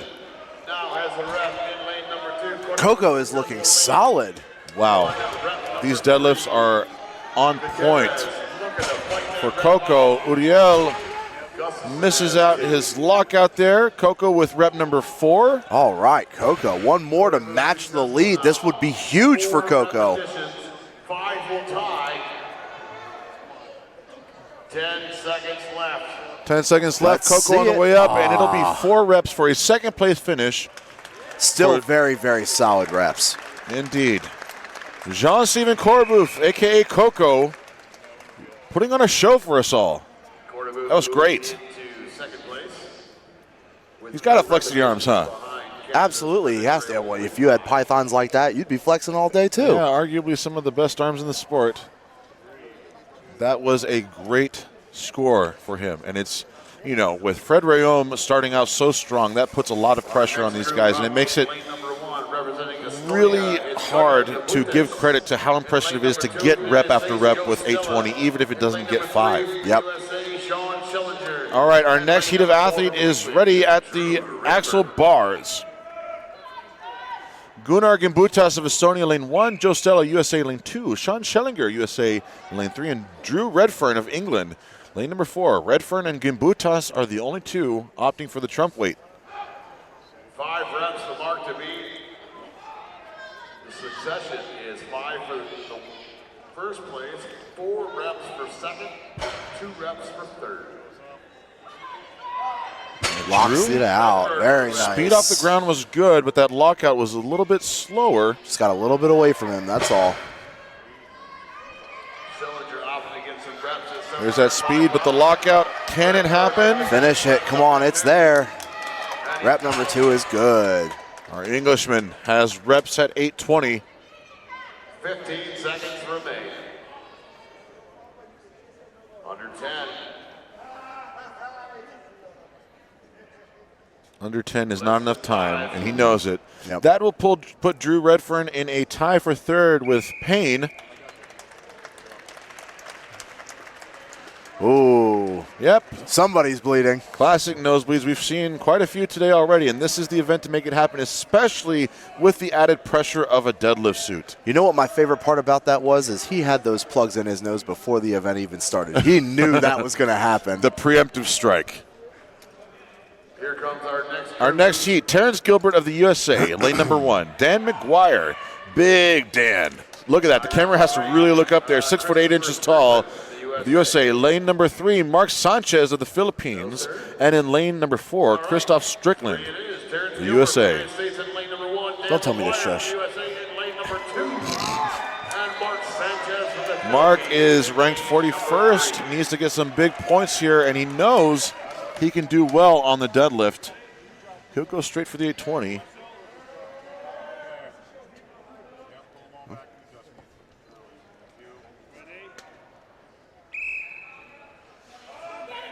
All right, all 3 boys going to the big weight. That's what I like to see.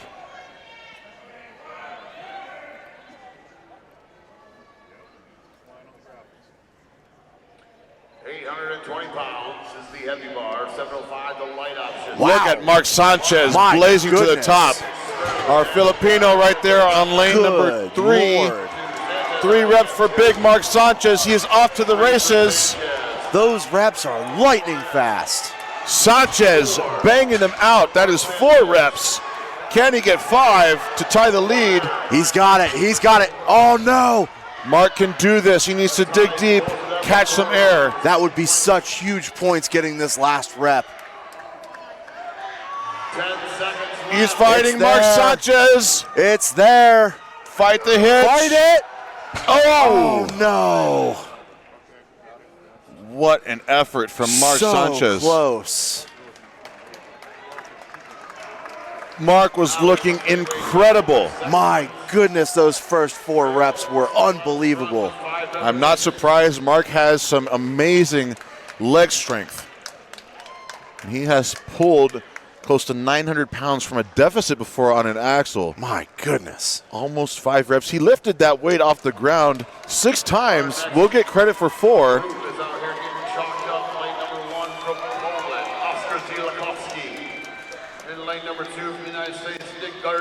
Our next heat, Oscar Ziolkowski of Poland, lane 1. Nick Guardione of the USA in lane number 2.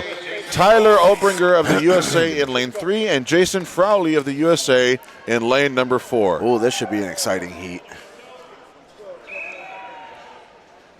Everybody. Oh, except for Frowley. Except for Frowley. I know 820 was a PR for Nick Guardione recently. Be interesting to see if he can link some reps together. 5 is the mark to beat. Ziolkowski from Poland in lane number 1. It's Obringer, the first to strike. Obringer with some power to the lockout. Oscar and Nick also getting them. Nick utilizing a hitch. Well played. How many more can Rep he get? 4 rep with these guys. He's got it. Now Guardione on the knees. Looking to get credit for this. He's got a third rep. Guardione and Obringer each have 3. 15 seconds. Nick feeling a bit of a blood pressure spike, maybe. Yep, looks like he's going out. Under 10. He is coherent. He's holding himself up, but he's wound up pretty tight. Our crew very quick to get that deadlift suit off of him, help him restore some good breathing. All right, Nick is good.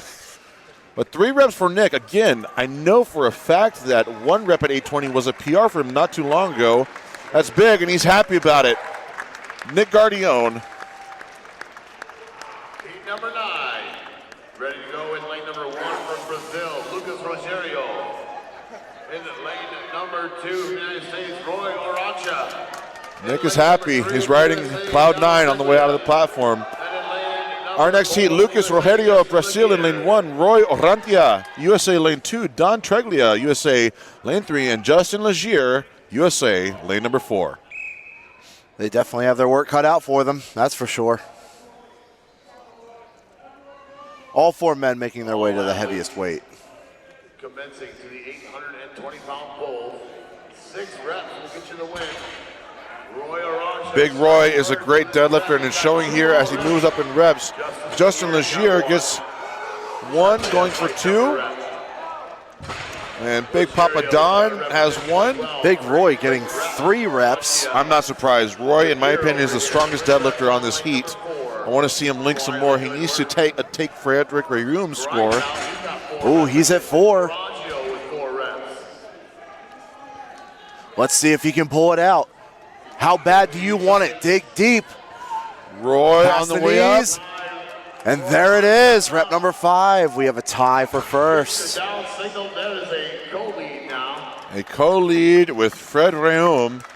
Roy goes down, but catches himself. He is still semi-coherent. 5 repetitions for A Roy very Orancha. capable and aware crew is there to assist. Co-lead with Francis Rayon.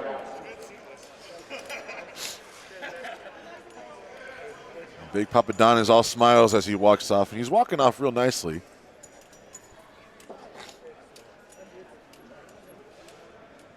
Roy regaining full awareness. He's happy. He's in should the be. lead. Although he's sharing it, he is in the lead right now. So the magic number remains 6 reps. Roy's all right.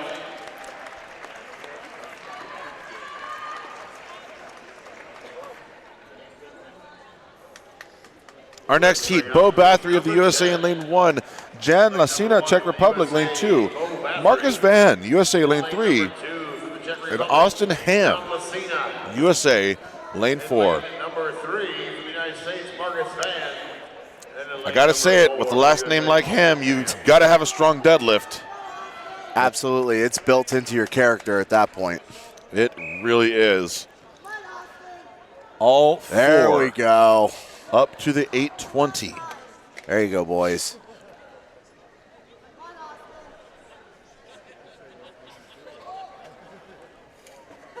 Who will be the first up? It looks like it will be Bo. Negative, Austin Stuck Ham. at the knees. Jan Lasina gets another rep with a controlled descent. Lasina, Van, Ham. Van getting his first. That's 820 pounds on the bar. The thing about Jan Lasina is how controlled he is on that descent. He just locks out number 4. 4 repetitions. Our Czech athlete will share the lead. 5 reps for Lasina. That. My goodness. Evan, these 5 rep Ooh. marks. Oh, there's the blood There's the fountain there. blood that everybody loves. Austin Ham, 3 repetitions. 5 seconds. Wow. We now have a 3-way tie for first between Lasina, Orantia, and Rayum. Tie for the lead. Jan Lasina pulls And you absolutely love to see it. Just makes it that much more entertaining. And now we are nearing the top 10 as they stand. Joshua Pataka in lane 1 is ranked 9th overall. Jack Osborne is ranked 3rd overall. James Jeffers is in 13th, but within striking range. Absolutely. And Josh Spurgeon, 8th overall. These guys are fighting for the finals, and they are powerful. That's why they are here in the latter heats. Australia, UK, Canada, USA. And in lane number 4 from the USA. Now, Evan, I know you're watching Josh Spurgeon. he will be competing at the Strongest Man on Earth next year, and one can only assume you will be there as well. Absolutely. I get the invite. I'll be there. There you go. This is going to be a heat to watch. So I'm just scouting out the competition at this point. Indeed. Like a giant reptilian carnivore on the prowl. Cue Jurassic Park music. To be fair, though, with how these guys have been competing so far this weekend and still so much more yet to come with one more event today and then 2 more events tomorrow, any of these guys could be joining us at World's Strongest Man. Any of them could be joining me at Giants Live, Strongest Man on Earth. The list goes on and on. That's how good these guys really are. Indeed. Eyes are on Spurgeon, and, of course, Jefferson, another well-known name, and Jack Osborne after that phenomenal log pressing yesterday. That was awesome to watch. That was almost a dark horse performance, but this guy obviously has static strength, and if you have the ability to lift that log that much at 380 pounds, one can assume he's a powerful deadlifter. Yeah, you got to really make that assumption. It's not always the case, but it damn near is very, very most times than not. I can't help but say I'm getting young Bobby Thompson vibes from Jack Osborne.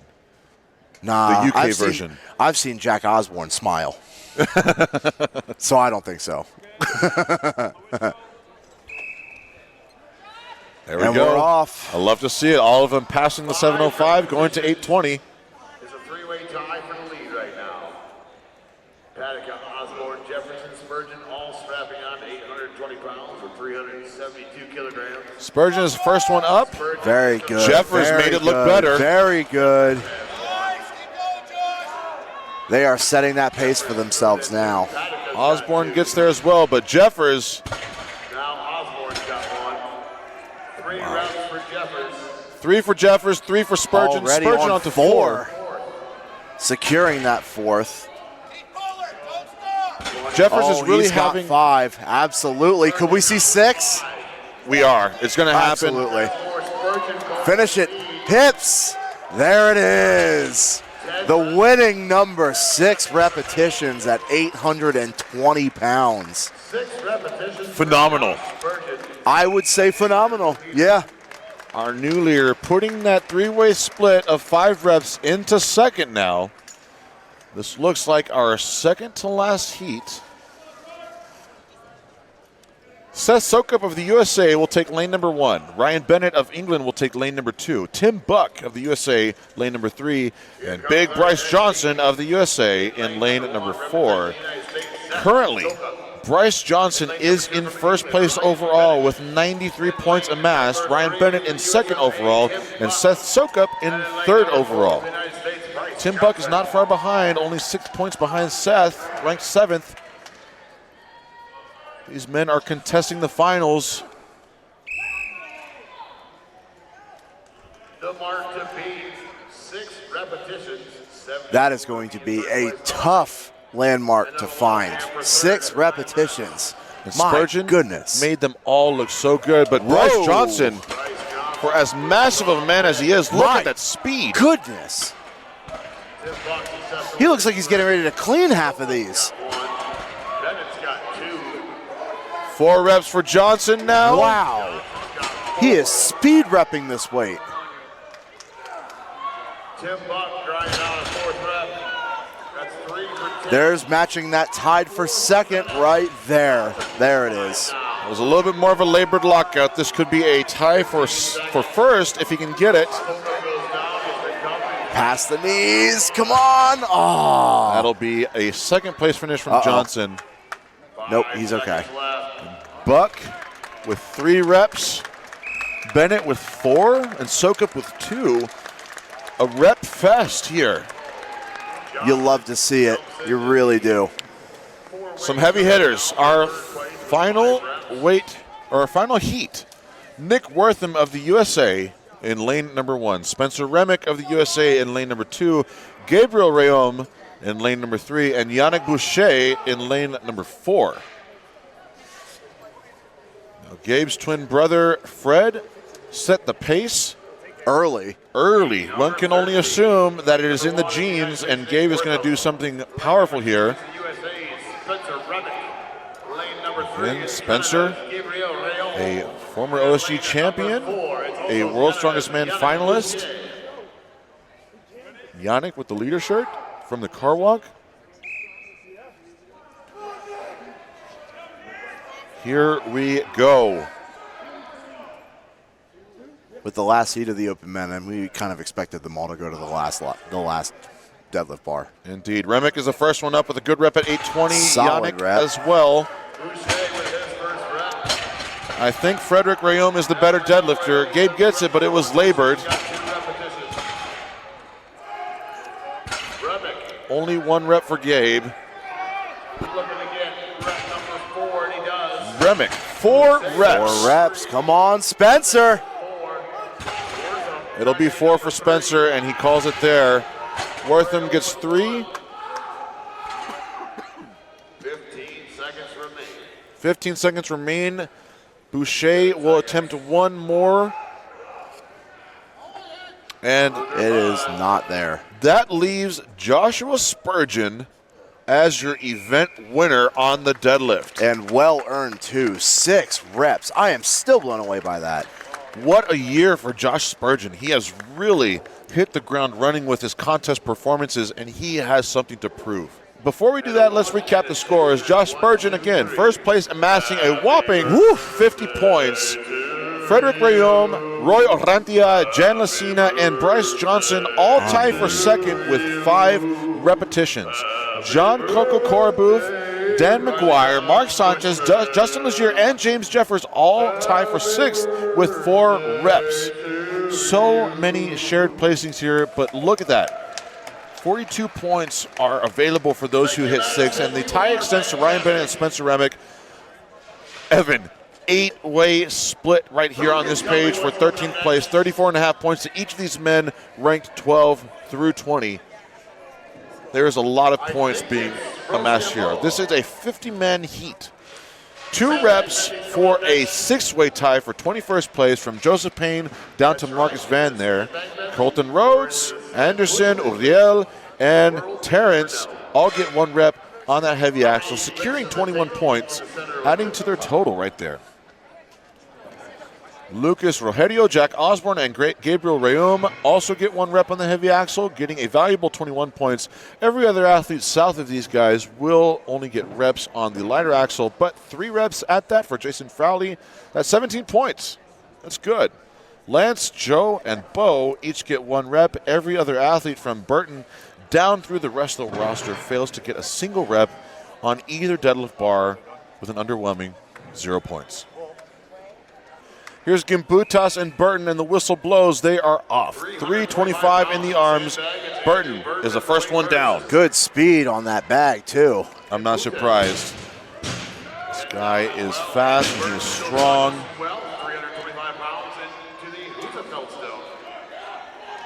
A very reactive catch as the bag gets into carry position.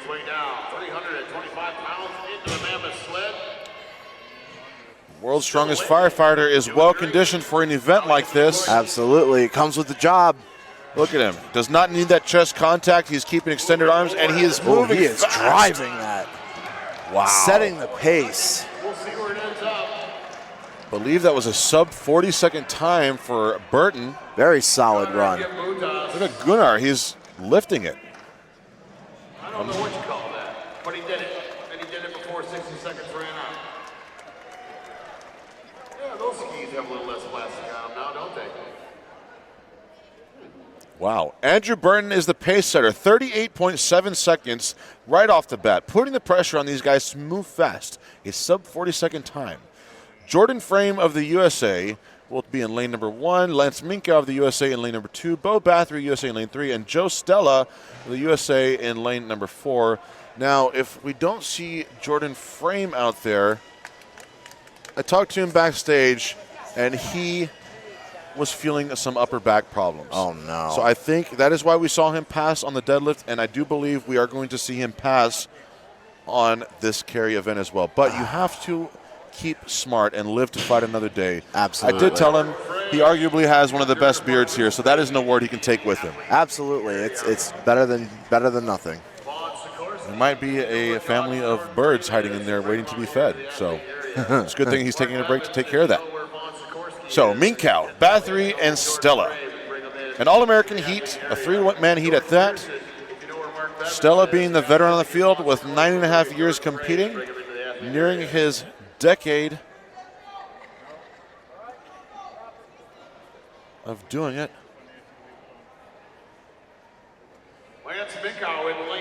Lance Mikow, 23 years old, and 2 years into this this sport. He started when he was 21. I wish I would have started that early. My goodness. Well, I wouldn't second guess your start because you've obviously taken it to the very top, but you can't help but wonder what the future holds in store for such a young athlete. Absolutely. It's exciting. It really is. And Lance is showing his youth with how spry he is with that footwork. Joe Stella is ahead, but anything can happen here. Nice and gingerly jog back for Stella. 3:25 on the Husabag. And Lance Minkow is the first one down the course as Stella tries to find his grip. He has that steady pace, that long stride. And he's on to the push. The Cerberus strength bags have been loaded. And it is on, and he is moving.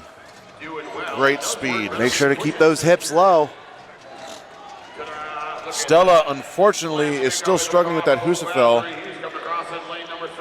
I see him moving his arm. There might be a bicep strain going on there, but I hope Minkow not. and Bathory have completed the carry. Under 3 seconds. This might not, yeah, it's tough. He's grabbing that bicep. You and I have both torn biceps before, and that is not something you want to risk having happen. Absolutely not. The surgery is expensive. The recovery is a pain in the ass, and sitting out from the gym is something that I just cannot afford to do. Yeah, there's a whole mental anguish aspect associated with that too. So I'm glad he's making the right call. Chase Provost of the USA right there, blowing the finger guns. He'll take lane number 1. Riley Johns Bushman, the birthday boy, lane number 2. Håkon Kollerud of Norway will take lane number 3. Another big smile. And Corey Thomason of the USA with the fist of preparedness will be in lane number 4. The fist of preparedness. That tickled you, huh? A little bit, yeah. It shivered right up your spine in all the right ways. I wouldn't say spine, but okay. Remember, this is a family program, Evan. I am keeping my mouth shut. All right, I want to see what happens here. 7 years competing for Provost, 3 for Riley, 5 for Håkon, and 3 for Thomason as well. 325 pounds in each bag for the Cerberus Strength Sandbag Medley.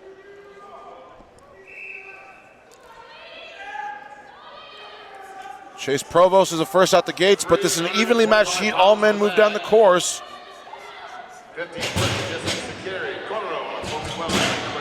Ooh. Håkon with the better footwork. Absolutely. He was fast. Let's see if he can maintain that lead. Ooh, but Doesn't look Provost like with it. the better footwork while he has the load. Who's got the better leg drive? Provost utilizing the chest for the 3 points of contact. Now Håkon is accelerating. This will be Chase Provost with Håkon right behind him. Corey Thomason in lane 4 closes the gap. And Riley Johns Bushman, our birthday boy, with a present to himself in finishing the medley. Now, all 4 of these guys were in the 40th placing. I don't know if it will be enough to pull them into the finals, but we will have to see when it is all said and done.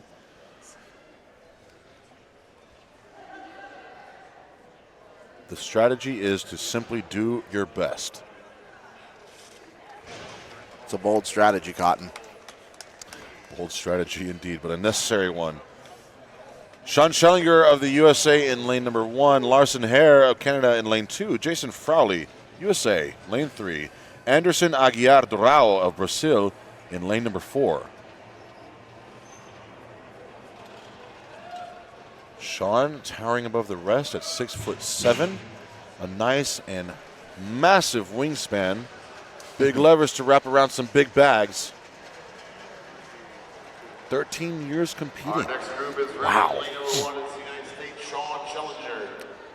That is 1 year shy of how long I've been doing it. How long have you been competing, Evan? In total, I think I'm coming up on 6 years. Wow. Yeah, I'm coming up on 6 years. You're still so fresh. I do not feel fresh. I bet. Strongman has aged me.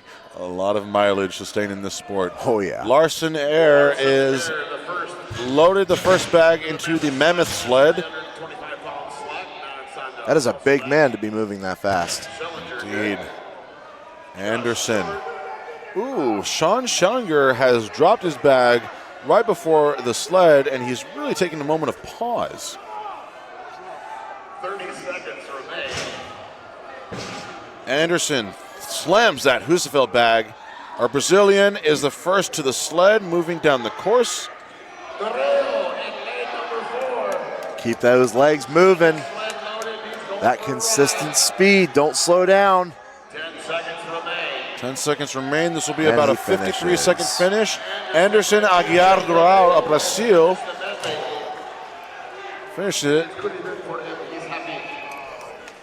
It's good to see how lane 1 recovered, got that Husafeld bag there. He's a little bit angry. But he should be proud of how fast he was able to get that Husafeld bag down and get the sled moving. A distance is a valuable mark. Terrence Gilbert of the USA will take lane number 1 in this next heat. Colton Rhodes will be next to him in lane number 2. Uriel Gutierrez of Mexico in lane number 3. And Gabriel Rayom of Canada in lane number 4. Look at the Batman gloves from Uriel right there. That's so cool. The Dark Knight. Love it.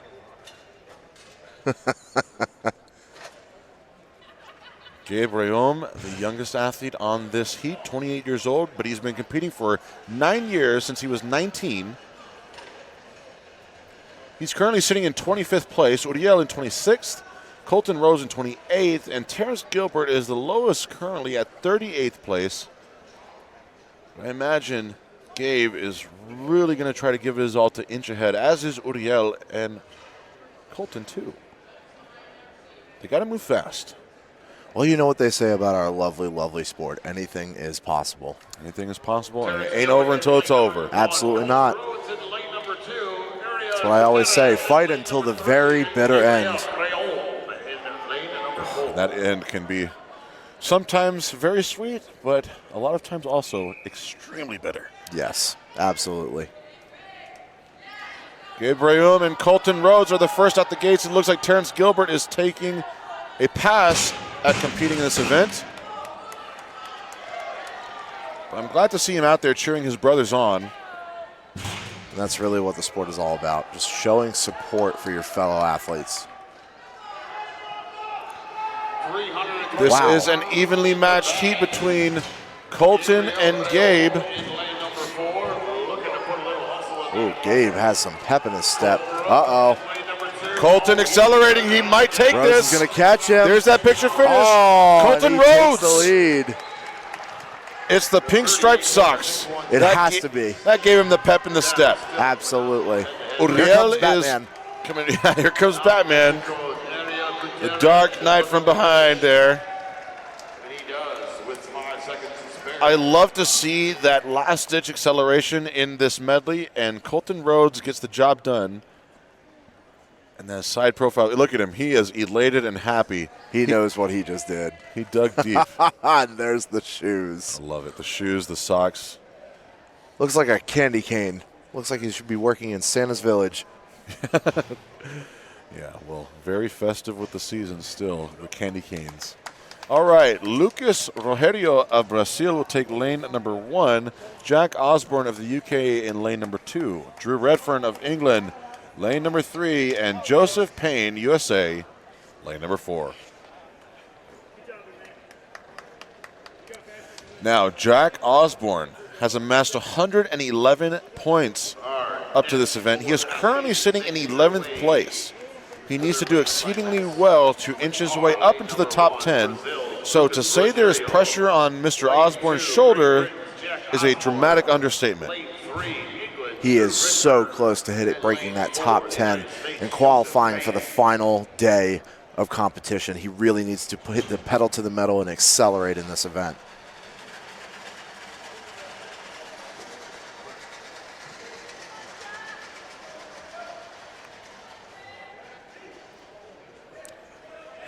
Jack Osborne is the highest ranked now. Eyes will be on lane number 2, but the pressure will be put on every other man in this heat.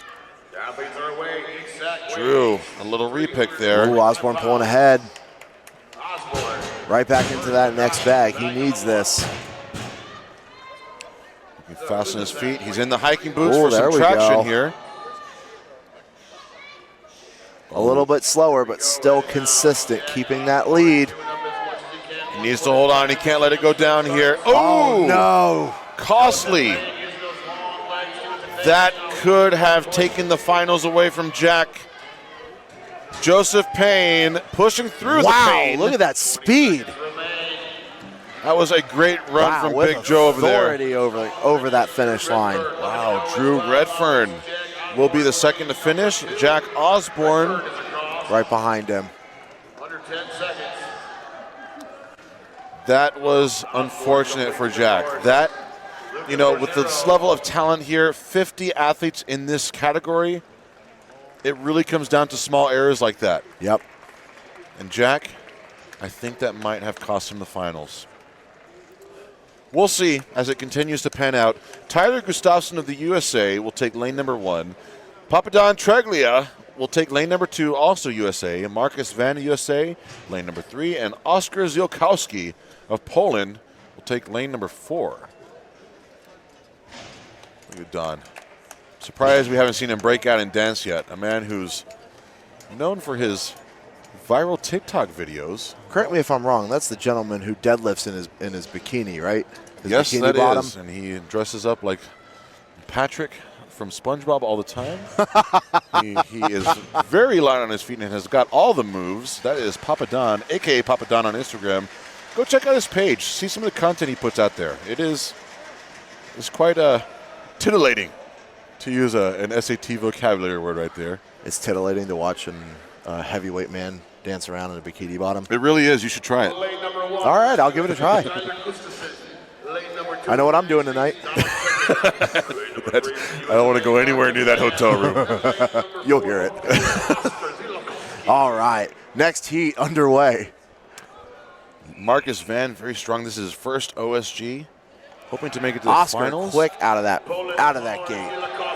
Polish power with Papadon accelerating. Good recovery. Still the fastest one back. Now going in for his Phil. Oscar does not even turn around until he has the bag in his hands. Rip, turn around. Big Oscar And is he the is first onto the man. push. Already on the push. Oh, wow. That is some He speed. has lightning. That sled is not going to stop. Look at it. It just kept going. That has to be a pace setter. That has to be the new lead. That was fast. Oscar was in 17th place going to this. That could boost him all the way into the finals. Gustafson, 24th place, getting a good mark as well. 10 seconds left.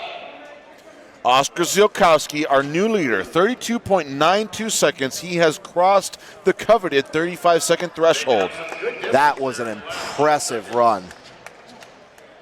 And Don taking just a little Cat nap. Little cat nap. Oscar is feeling good after that. That is your new event leader for now. He's happy. He's feeling good. 32.92 seconds is going to be very hard to beat. And that was even with a little fall. He got up quickly and recovered.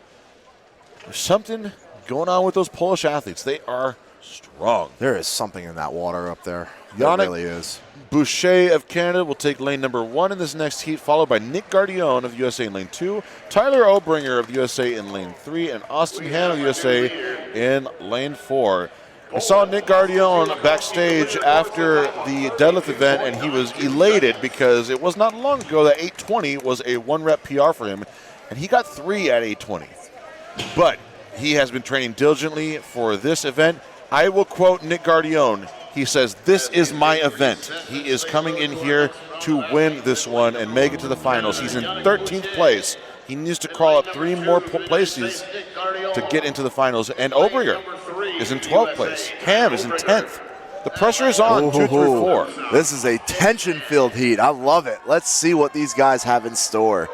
We need Guardione to back up his bull here. He says it's his event and he's going to win. Well, I will give credit where credit is due. If Nick says it, he definitely believes it. That is an intense, dedicated, and focused man. Indeed. I love watching him train. I love watching him transition it to competition.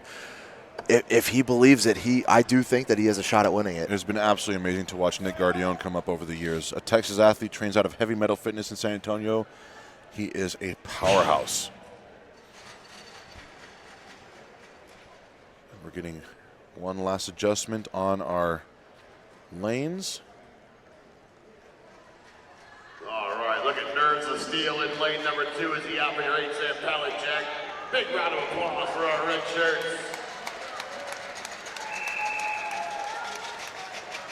Ooh, and Nick is off to a very fast start. A nice high position on top of the power belly. He is quick down the course. Guardione. Ooh, and he's already onto the Husa. This is his story to write. Ooh, he's moving fast. He could catch Oscar. Let's see this push.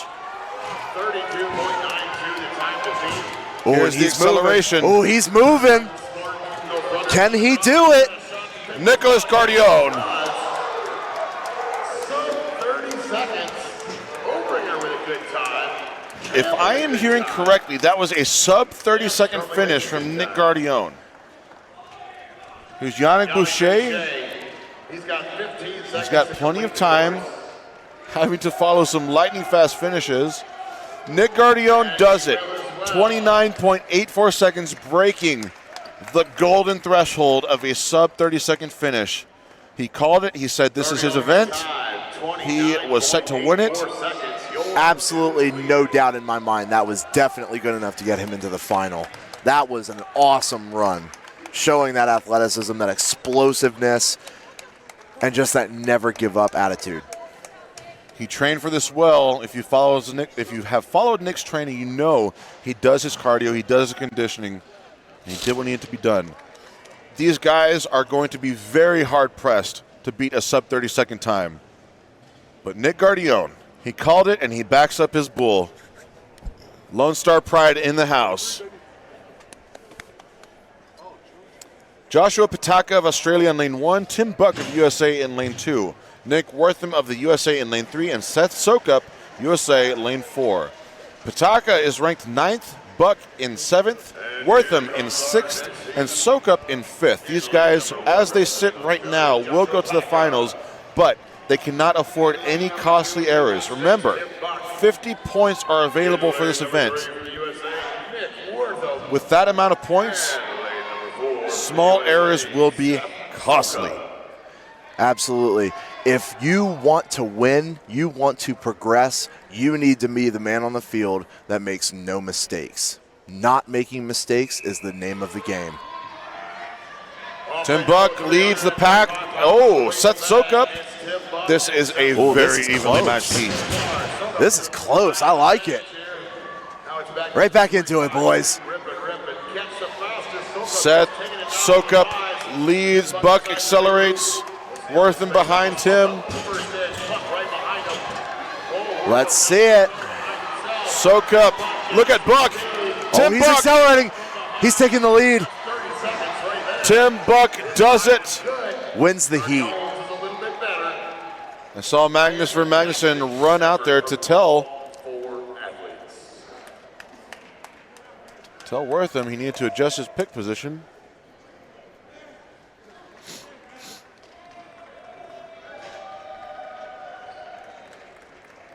He might be penalized for that. This is something he needed to pay attention to in the rules. Could be costly. Tim Buck, 31.56 seconds gets him a second place finish as it stands right now, with Seth Sokup, 32.46 seconds. Big Tim Buck doing what needs to be done. That should be good enough to keep him well into the finals. Mark Sanchez of the Philippines takes lane number 1. Coco Corbouf of France takes lane number 2. Justin Legier of USA, lane number 3. And that mountain of a man, Big Dan McGuire, lane number 4. caught up with Dan McGuire in between events when the heavyweights had a little bit of rest period, and he wanted to reassure me that he was, in fact, 420 pounds. Probably the biggest person in the open category this year. And that grants him the right of carrying sandbags that are under his body weight. By a large margin. One of the unique circumstances for all the other categories. There's a judge's deliberation happening, so we're going to get a pause on the field. I believe this will be Magnus Vermagnusson consulting with Darren Sadler there as to what to do about Nick Wortham not following the rules and grabbing onto the basket versus the round bars of the frame.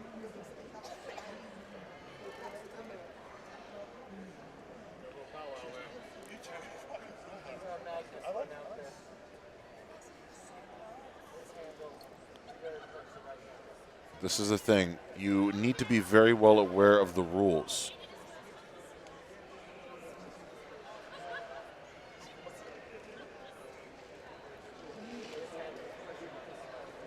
Looks like a face of disappointment for Nick Wortham, which, you know, he is a young athlete, a very powerful, a very skilled athlete, but sometimes it is a hard lesson to learn. You have to pay attention to every minute detail. Yep.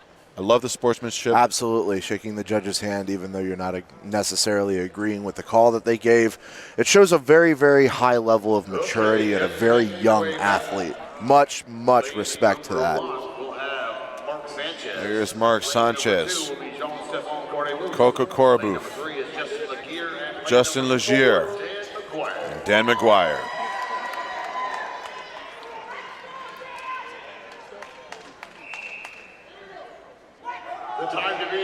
Big Dan McGuire off, but Coco quickly taking that lead. Uh-oh.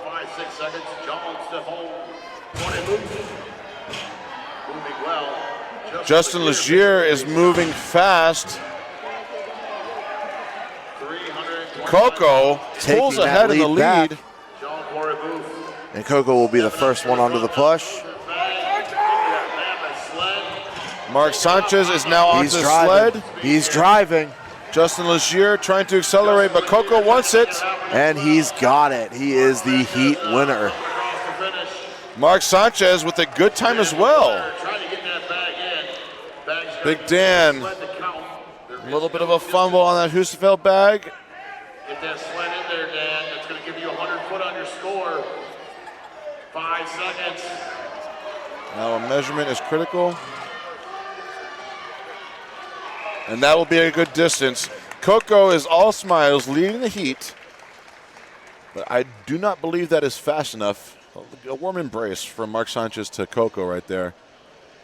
Those guys did awesome. That was an exciting heat. But a top 3 right now. The top 3. 32.46, 31.56, 29.84. You really have to be perfect. James Jeffers of Canada will take lane number 1.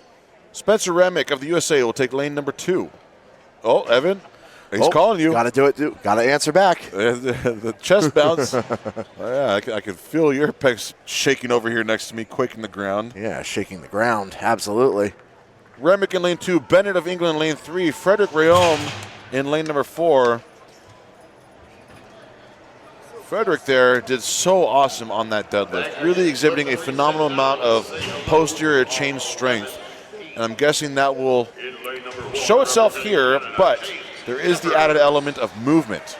If only his deltoids could walk for him, that might be a for sure victory.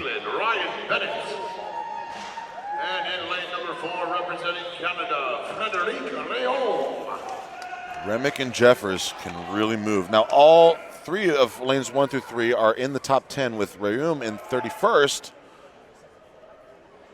We'll see what happens. Jeffers is the first out the gate with Remick behind and Bennett closely behind as well. Remick pulls ahead. First bag is loaded for lanes 1 through 3 onto the Husafell. 325 pounds. Jeffers again, the first one out the gates. Forced acceleration from Remick. 325 pounds in the sack, up and he's good to go. Remick also it is down to the sled. Oh, and he's got a fast start out of that gate. Jeffers wants it. Oh, he blew everybody out of the water This in that was last part. An arguably perfect run. And wow, who got it between Remick and Bennett? Another photo finish. We're gonna need that ADL slow motion replay.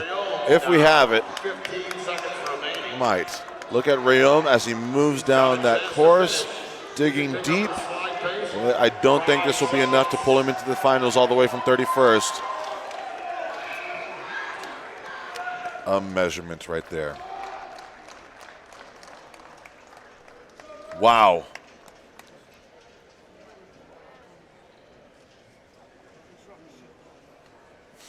Jeffers with a phenomenal run. I wonder if it was enough to pull into top 3, but again, it's just so competitive. So competitive to get to that top 3. It really is. Jan Lasina of the Czech Republic will take lane number 1. Roy Orantia of the USA will take lane number 2. Bryce Johnson of the USA in lane 3. And Josh Spurgeon, wearing the golden leader shirt, lane number 4. Bryce Johnson remains in first place overall with 140.5 points. Spurgeon in third place overall with 131 points. Orantia is not far behind. He's in 13th with 109.5 points. Lasina is in 21st place. In striking range, but he needs a miracle to happen. This is our final heat of the day. After this, we will know who goes to the finals, possibly securing or having the chance to secure a Giants Live invite. And that's the reason why these boys are putting everything out on the field. That's why they came all the way to Wisconsin. That is what they came for, is that opportunity to progress, get to that next level, and maybe even potentially get to World's Strongest Man.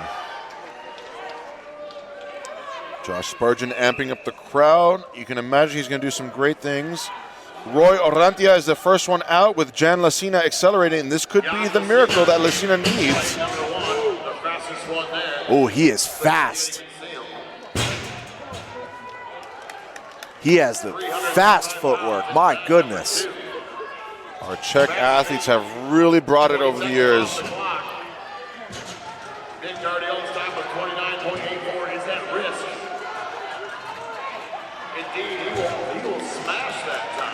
Wow. I talked about a miracle happening. Jan Lasina may have smashed Nick Gardion's time. All 4 athletes.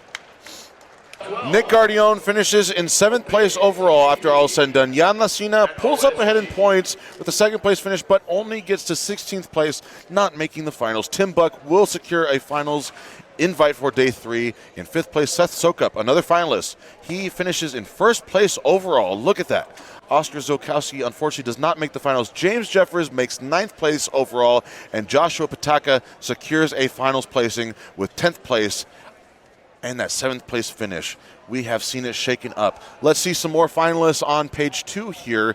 Josh Spurgeon goes to the finals. He finishes in 2nd place overall with a 12th place finish here. Nick Wortham, even with that call, will make it to 8th place in the finals. Ryan Bennett, 3rd place overall, goes to day 3. Spencer Remick moves on to day 3 as well in 6th place with that 16th place finish on the Sandbag carry medley. We have one more finalist on page 3. Bryce Johnson does what he needs to, moves down from 1st overall down to 4th with that 24th place finish. The 27 points he got puts him into day 3. All these other athletes still getting a vast amount of points, but you just see with a 50-man category and 50 points available, things got shooken up here. Our top 10 have been announced, and they will advance. All these other guys leaving on the field, making a statement here at OSG, but this is the end of their 2024 chapter. Wow. Oh, that was exciting. I'm ready for bed. I'm guessing these guys are ready for bed too. A lot of these guys who will not advance to day 3 will be here tomorrow to cheer on their brothers in strength. This has been an absolute power show. So exciting to watch. I mean, all of these guys coming out, no matter what, it's so awesome, just no matter what place they're in. just going out there and leaving it all on the field. I love that so much, and it's got nothing but my respect. Going out there, whether you know you're going to make it to the final or not, going out and giving it your all. Athletes are away. That's a 15. 40 pounds. Oh, my goodness. 45. 45. Right now, James Jeffers moving 50. down to a 55-pound bag. 55. And this is the 60-pounder. Canada James Jeffers My with a perfect goodness. Right around the 18-19 second mark. Josh Panica now. That was my God. 15 seconds. run. You expect it in the final heat, but Jeffers is a name we've seen consistently over the years. Yep. Proving his practice, proving his worth, and asserting his dominance with, just like we called from Webb, a perfect run. I blinked and half the bags were gone. Wow. What is with these Canadians and their throwing abilities? My goodness. You see it as in a trend with all of the major Canadian athletes. They're all fantastic throwers. The last 5 years has been a whole new chapter of immense Canadian strength. Setting the pace, that was James Jeffers. Our next heat, Nick Wortham of the USA takes lane number 1, and Seth Sokup of the USA, the slightly larger half of the Sokup duo here at OSG. You can expect some massive power coming from both these guys. Jeffers setting that pace very early. This is going to be a hard time to beat. Athletes are away. Wortham and Sokup. Wortham not even looking as the bag flies. Sokup taking a bit more time. Sokup good onto his third bag at 45 pounds. Wortham into his 55-pound bag. That's his fifth bag. Ooh, 6 and 5. Nick Wortham He slowed down a bit. It won't edge out Oh! Jeffers, but gets all the bags. That is big points for this young man. 18.11 the time to beat. James Jeffers with a time of 18.11, under the 20-second threshold. We'll see how Wortham measures up. Yes, indeed. Sokup on the fifth bag. With 5 seconds left, I don't think we'll see it go up.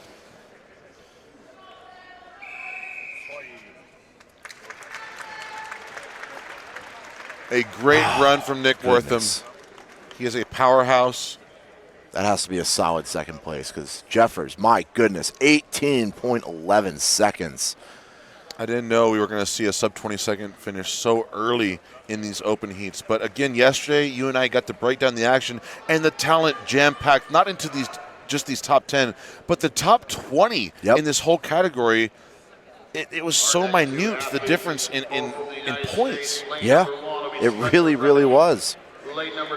Wortham will finish with a time of 20.2 seconds. Still very fast, very, very fast. Spencer Remick of the USA in lane 1. Josh Spurgeon, USA, lane 2. Another one to watch, folks. Remick knows what he needs to do. He can't afford to look back. He is seasoned at this event. Remick looks over once, and he is gearing up. Remick. Oh, one more for Remick. And he's got it. Now let's see how that time stacks up. 20 seconds left. Remick took a slight moment of pause, which he knows he needed to do, but that will probably separate him from definitely Jeffers. Yeah. Spurgeon also doing what he needs to, but I don't think he's going to go for it.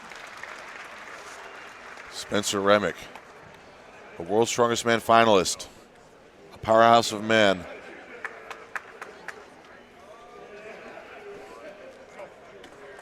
He's feeling good. 6 bags, 18.11 seconds. James Jeffers.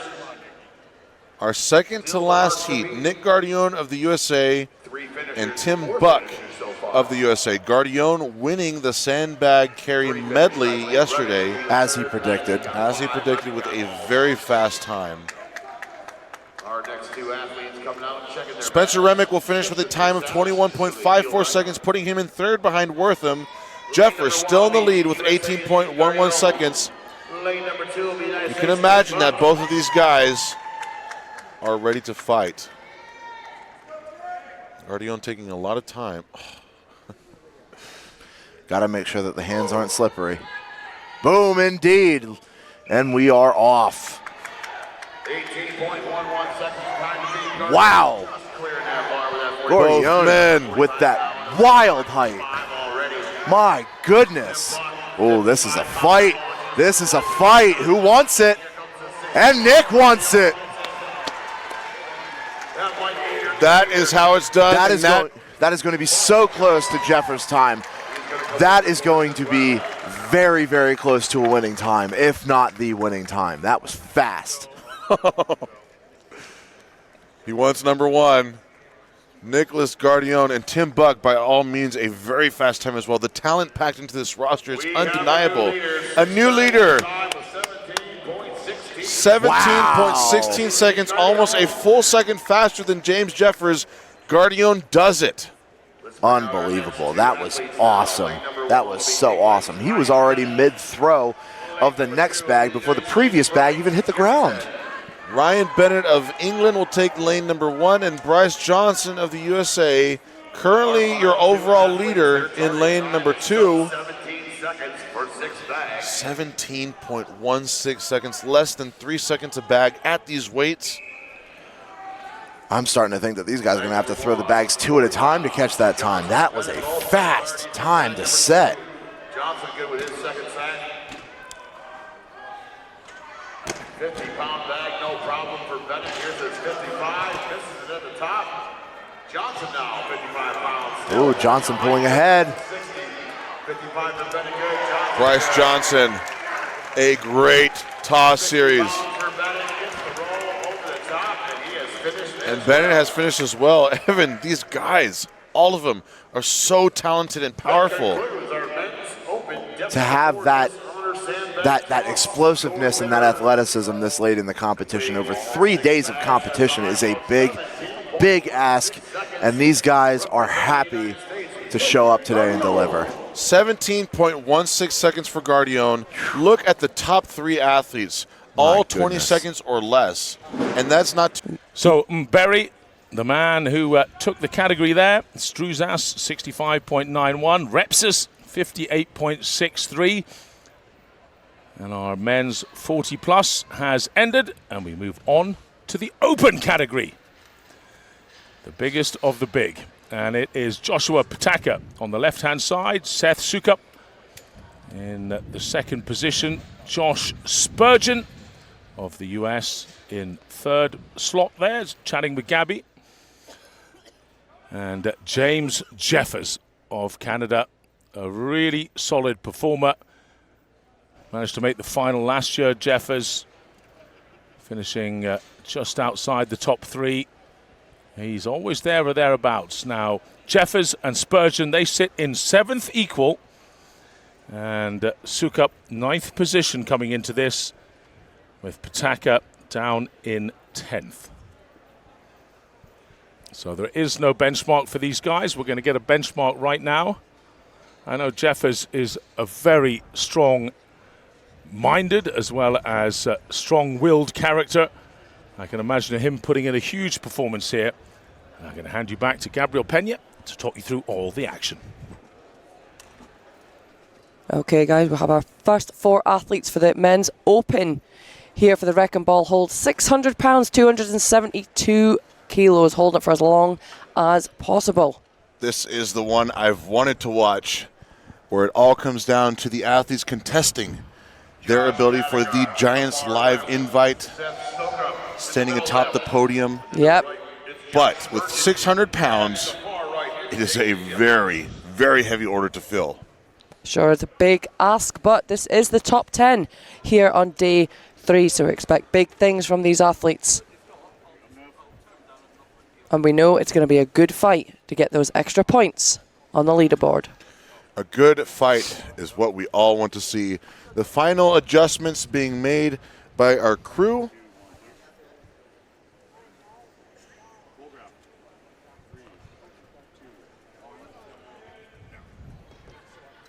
And we're locked in. Darren has give the signal, and we are away. I just love that shot, seeing those balls just get suspended.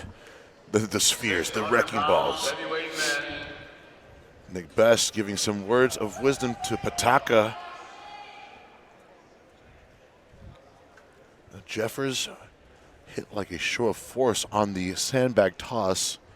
for the previous event. They're looking pretty solid right now, Gabe. Don't see much movement from any of the guys there. A little shake there from Josh, but still looking pretty solid, Seth. They're locked in and focused. Facial expressions are saying that he's struggling just a little. Just a little, but not by much. I feel like Spurgeon. Oh, That's surprised me. Surprise indeed. Spurgeon may be the next to go down. He needs to be careful. Yep, Spurgeon goes down next. Pataka is really looking to be in the best position here. Jeffers is losing it, and down he goes. This is Joshua Pataka. Look at him. The little shrug. And it goes down. He looked pretty solid there. I think he was expecting more of his rivals there. But that's nice to start off as the leader currently after the first heat. But there is a lot of talent packed into this one, and it's really hard, again, to make any assessments as to who will lead it. 74.66 seconds. That is the benchmark right now and the time to beat. Spurgeon falling 1/100th of a second shy of getting 1 minute. That's got to be a little feelsy. And you can see up there, we're getting the next heat ready. Ryan Bennett of England on platform number 1. Nick Wortham of the USA on platform 2. Tim Buck of the USA on platform 3. And Spencer Remick of the USA on platform 4.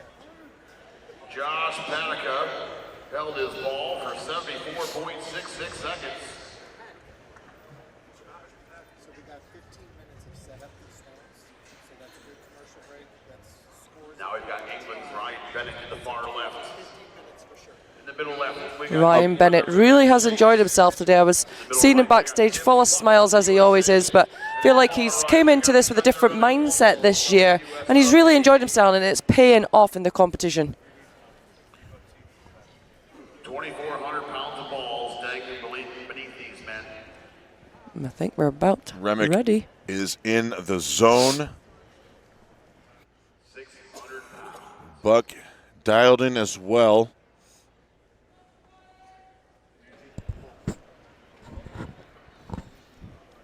It's a good thing we got Evan and Nick there. These are some big individuals to try to catch. Sure is.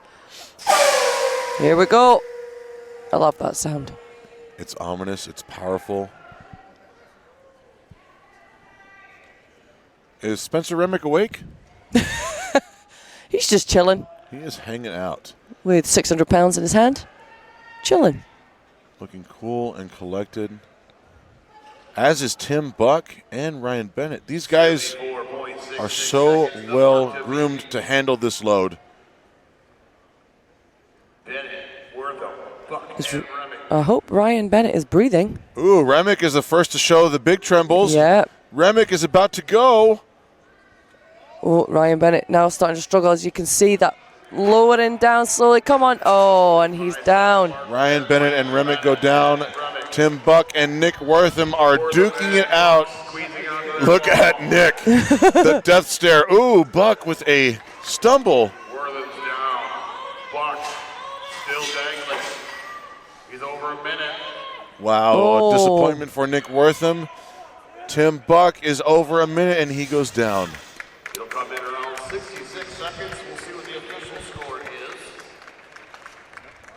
Wow.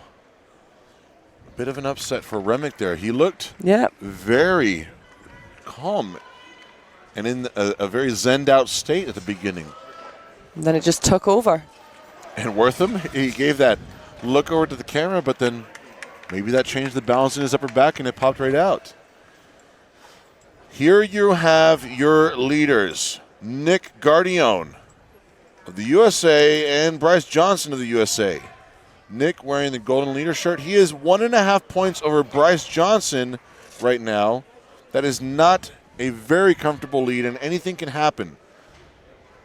Nick has been one of those athletes that has taken every bit of data he's gotten from previous performances and really refined the contest package. But big Bryce Johnson has done the same. These are tall guys, 6'5" and 6'4" respectively, both 29 years old, both wanting a shot at Giants Live and ultimately World's Strongest Man.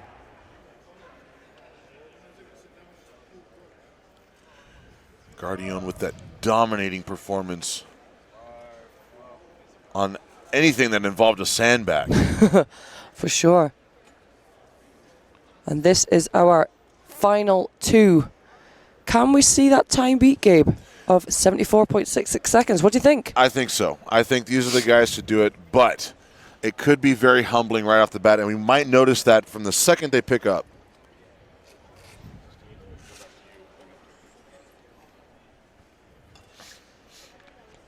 This is your last heat of the Animal Wrecking Ball hold atop this massive Mike Bartos Power Center platform.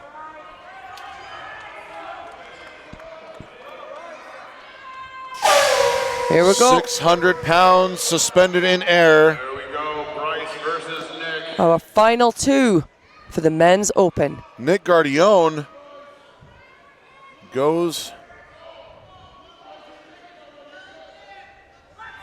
into a state of trance. 6 seconds to mark the beat.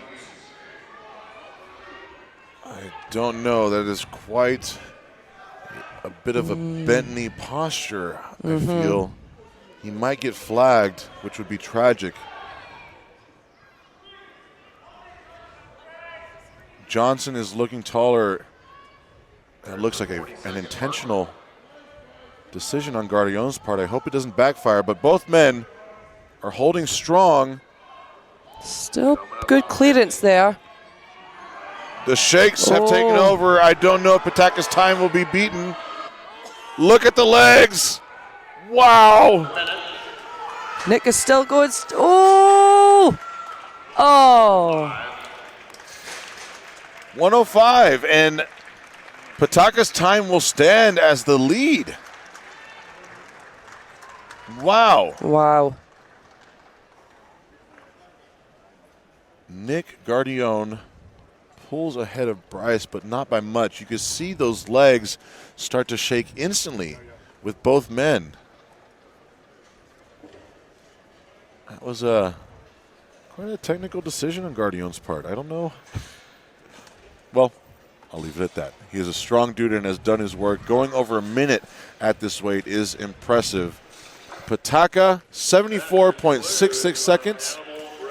Jeffers looks to be in second place, but that concludes the Animal Wrecking Ball hold.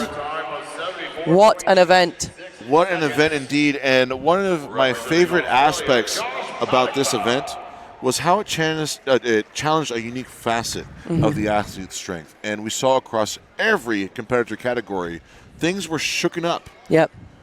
Leaders who went into this may no longer be leaders coming out of it. There is only one event left here at the SBD Official Strongman Games, and it is the grand finale. It is what we look towards at every competition to be the determining factor of who is crowned the champion and who takes home the silver or the bronze. Seth Sokup and Joshua Pataka, USA versus Australia. Strong start. 300, 325, 350 for Pataka. 375. Oh, he's got it. 400 pounds. Let's see that 400. Let's see it. He's got it. One more. This is it. 425 pounds for our massive Australian in lane 2, calling on the crowd. Let's give him that energy. Come on, bring it on. A little too early on the crankback. 15. Seth Sokup is taking his time. He's got it in the lap. And he gets it. Joshua Pataka of Australia. 425 falls. Wow. Starting out strong, this first heat we have seen the entire series lifted by our Australian, Joshua Pataka. on the right lane. Our current leader, putting pressure on every athlete to follow. His hands wouldn't move on him. But what a show from Big Josh right there. That was fantastic. Ryan Bennett of England and Spencer Remick of the USA are up next. Pataka with the leading time of 53.16 seconds. Seth Sokup getting only 4 in a time of 36.89. Ryan Bennett in lane number 1 from England. Spencer Remick from the United States. We have seen Spencer Remick crush the Atlas Stones here in this arena before.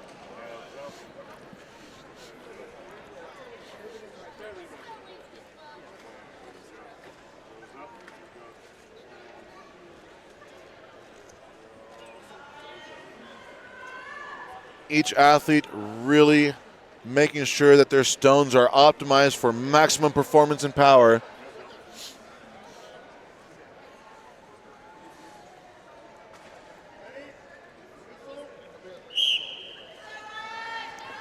Remick gets to his first. Both loaded the first stone, almost in sync. Spencer starting to pull ahead a little bit. Bennett will answer. That's the 350, 375 for Remick right here, as does Bennett. It's neck and neck onto the 400. Come on, boys, how bad do you want it? This is neck and neck onto the 425. This is a battle for these two. This could be a photo finish. Let's see it. Ooh. 15 seconds remain. Spencer's got it in the lap. Remick fights it over his knees. Come on, Spencer. Wow. 425 just deems too much. It's heavy. Yeah. It is heavy. Make no mistake. 400 pounds is heavy. 425 even heavier. Very close to a 200-kilo stone. And that just goes to show you how impressive Joshua Pataka's series was. But these guys are done. It's time to get back to recover and back to the drawing board. A job well done nonetheless for these men. Bennett is all smiles. A job well done. Time to rest and eat and possibly drink. Joshua Spurgeon of the USA will take lane number 1, and Nick Wortham of the USA will take lane number 2. You and I can both speak from the personal experience of watching Joshua Spurgeon at the Shaw Classic when he sealed the deal with his victory. He is good at Atlas Stones. Absolutely he is. Definitely put a name for himself out there with his performance at the Shaw Classic, and he's looking to do the exact same here. Nick Wortham is really fighting to prove himself here. A young athlete, but a powerful one at that. Coached by Chad Coy, an American legend, and one heck of a strict judge, but also a good friend. I believe the expression goes, that man is full of piss and vinegar.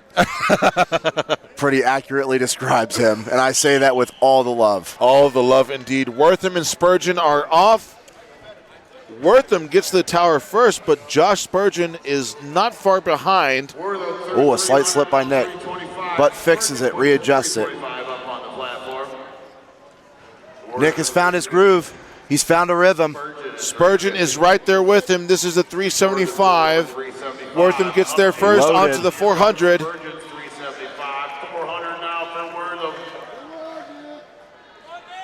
It's loaded. Last one, 425 for the young Nick. Let's see if he can get it. Spurgeon peters out. That was not something I foresaw. Nick Wortham, come on, he do Nick. it? Load it. Ooh. 10 seconds You've is not got to enough go, time. Nick. Yeah, you got to go. You don't have enough time. Yeah. Tacky looks like it was gone.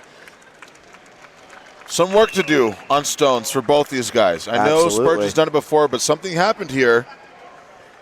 Definitely did not see that coming. I see him holding his bicep flexed. Oh, This no. might be a bicep injury. Oh, no. I'm hoping it's not.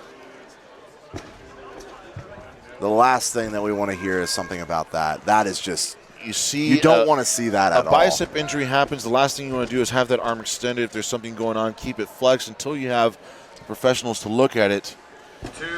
Oh, we'll see. We'll see what happens. James Jeffers of Canada has really pulled himself into a good position here. He is in fourth place, only half a point behind Bryce Johnson, who's in third. Jeffers could get onto the podium, and remember, as much as you want to be the total victor, just getting onto that podium is huge. Absolutely it is. That will get you a Giants Live spot. And with the amount of talent that has been densely packed into this heavyweight category, these guys deserve it 110%. Absolutely. All of the blood, sweat, and tears that they've put into the preparation for this comp, and then all of the aching and pain that they're dealing with going through this weekend. They deserve it, absolutely. But it's all about who wants it more. Bryce Johnson with a powerful one motion at a towering 6'5". This is easy for him. He's making it look easy. My goodness. Johnson, These one motions are violently fast. a Look one motion this. at 375 onto the 400 for Bryce Johnson. Another one motion. A 400-pound My one motion. Goodness, Tom Stoltman much. 425, Bryce Johnson. And it's loaded. He does it. Yes, sir. We James will Jeffers. see you at Giants Live. James Jeffers completes it as well, and that still could be big for James. But Bryce Johnson, regardless of where the ultimate points fall, he has etched his name into the history books and will advance to Giants Live. Big, bad Bryce Johnson. Wow. Johnson can handle his balls.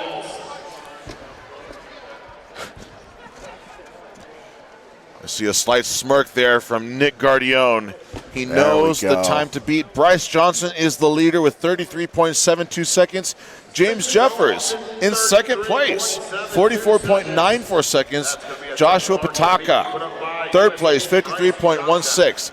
These are your top two, ladies and gentlemen. This is the final heat of this championship event.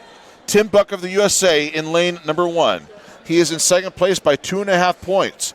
Nick Guardione of the USA in lane number 1, or lane number 2. He is in first place. And look at Tim Buck. He was only 1 point ahead of Bryce Johnson. Things can be put into flux here. The pressure is on. These guys need to bring their absolute best. Any error will be critical. Jeffers is still within striking range. He currently sits in second. I really hope that Tim has a clean run. Unfortunately, Tim has had some very small but costly errors over the last 2 years. Well, let's hope that he took those errors to his training and prepared for it, and he's ready for this heavy stone run.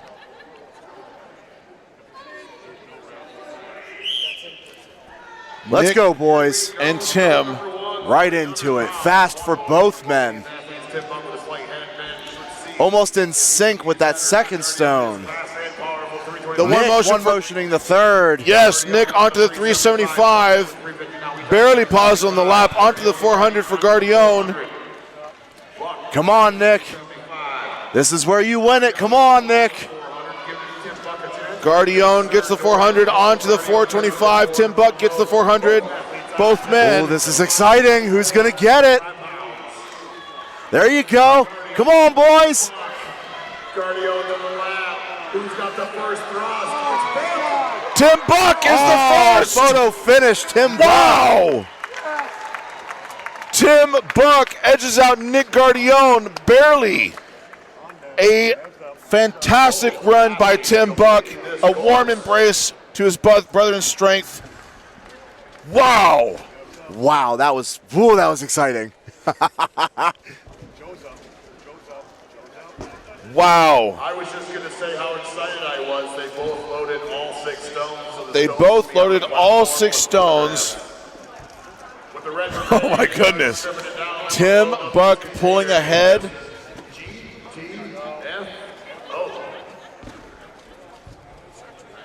Tim riding a big heat win there. Wondering where the points fall. Nick Guardione.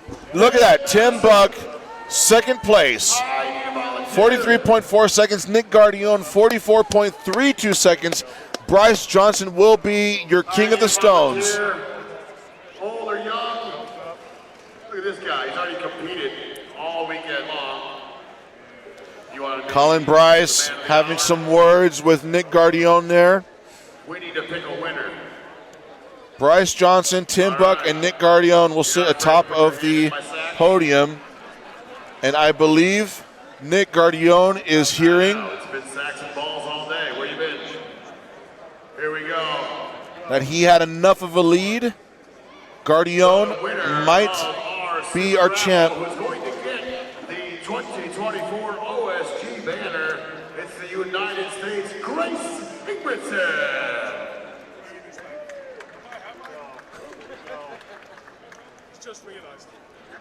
I believe Nick Guardione has just realized that he has amassed enough points to be the official Strongman Games champion. I got another phone here.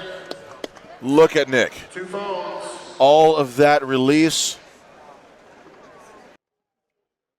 In second place, earning his invite to a Giants Live competition, representing the United States, Bryce Johnson.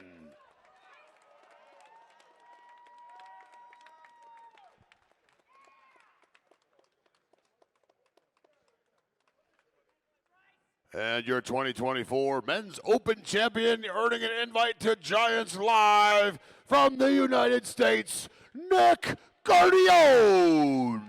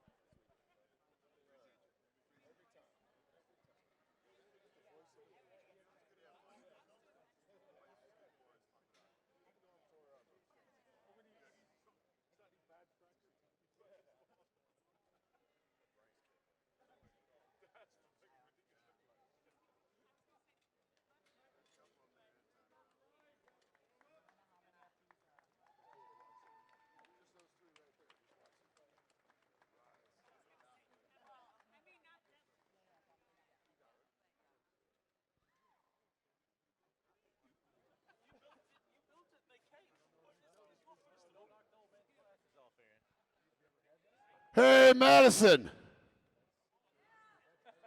There's no one left, is there? Our diehard red shirts are here because someone's got to clean all this shit up, right? Yep, that's right. I said that because we're off air now.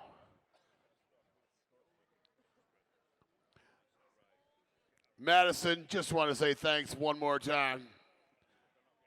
I hope you had as much fun as we did. And if you got nothing better to do tomorrow, come on by because we've got trucks and trailers and all kinds of stuff that we got to haul back to North Carolina.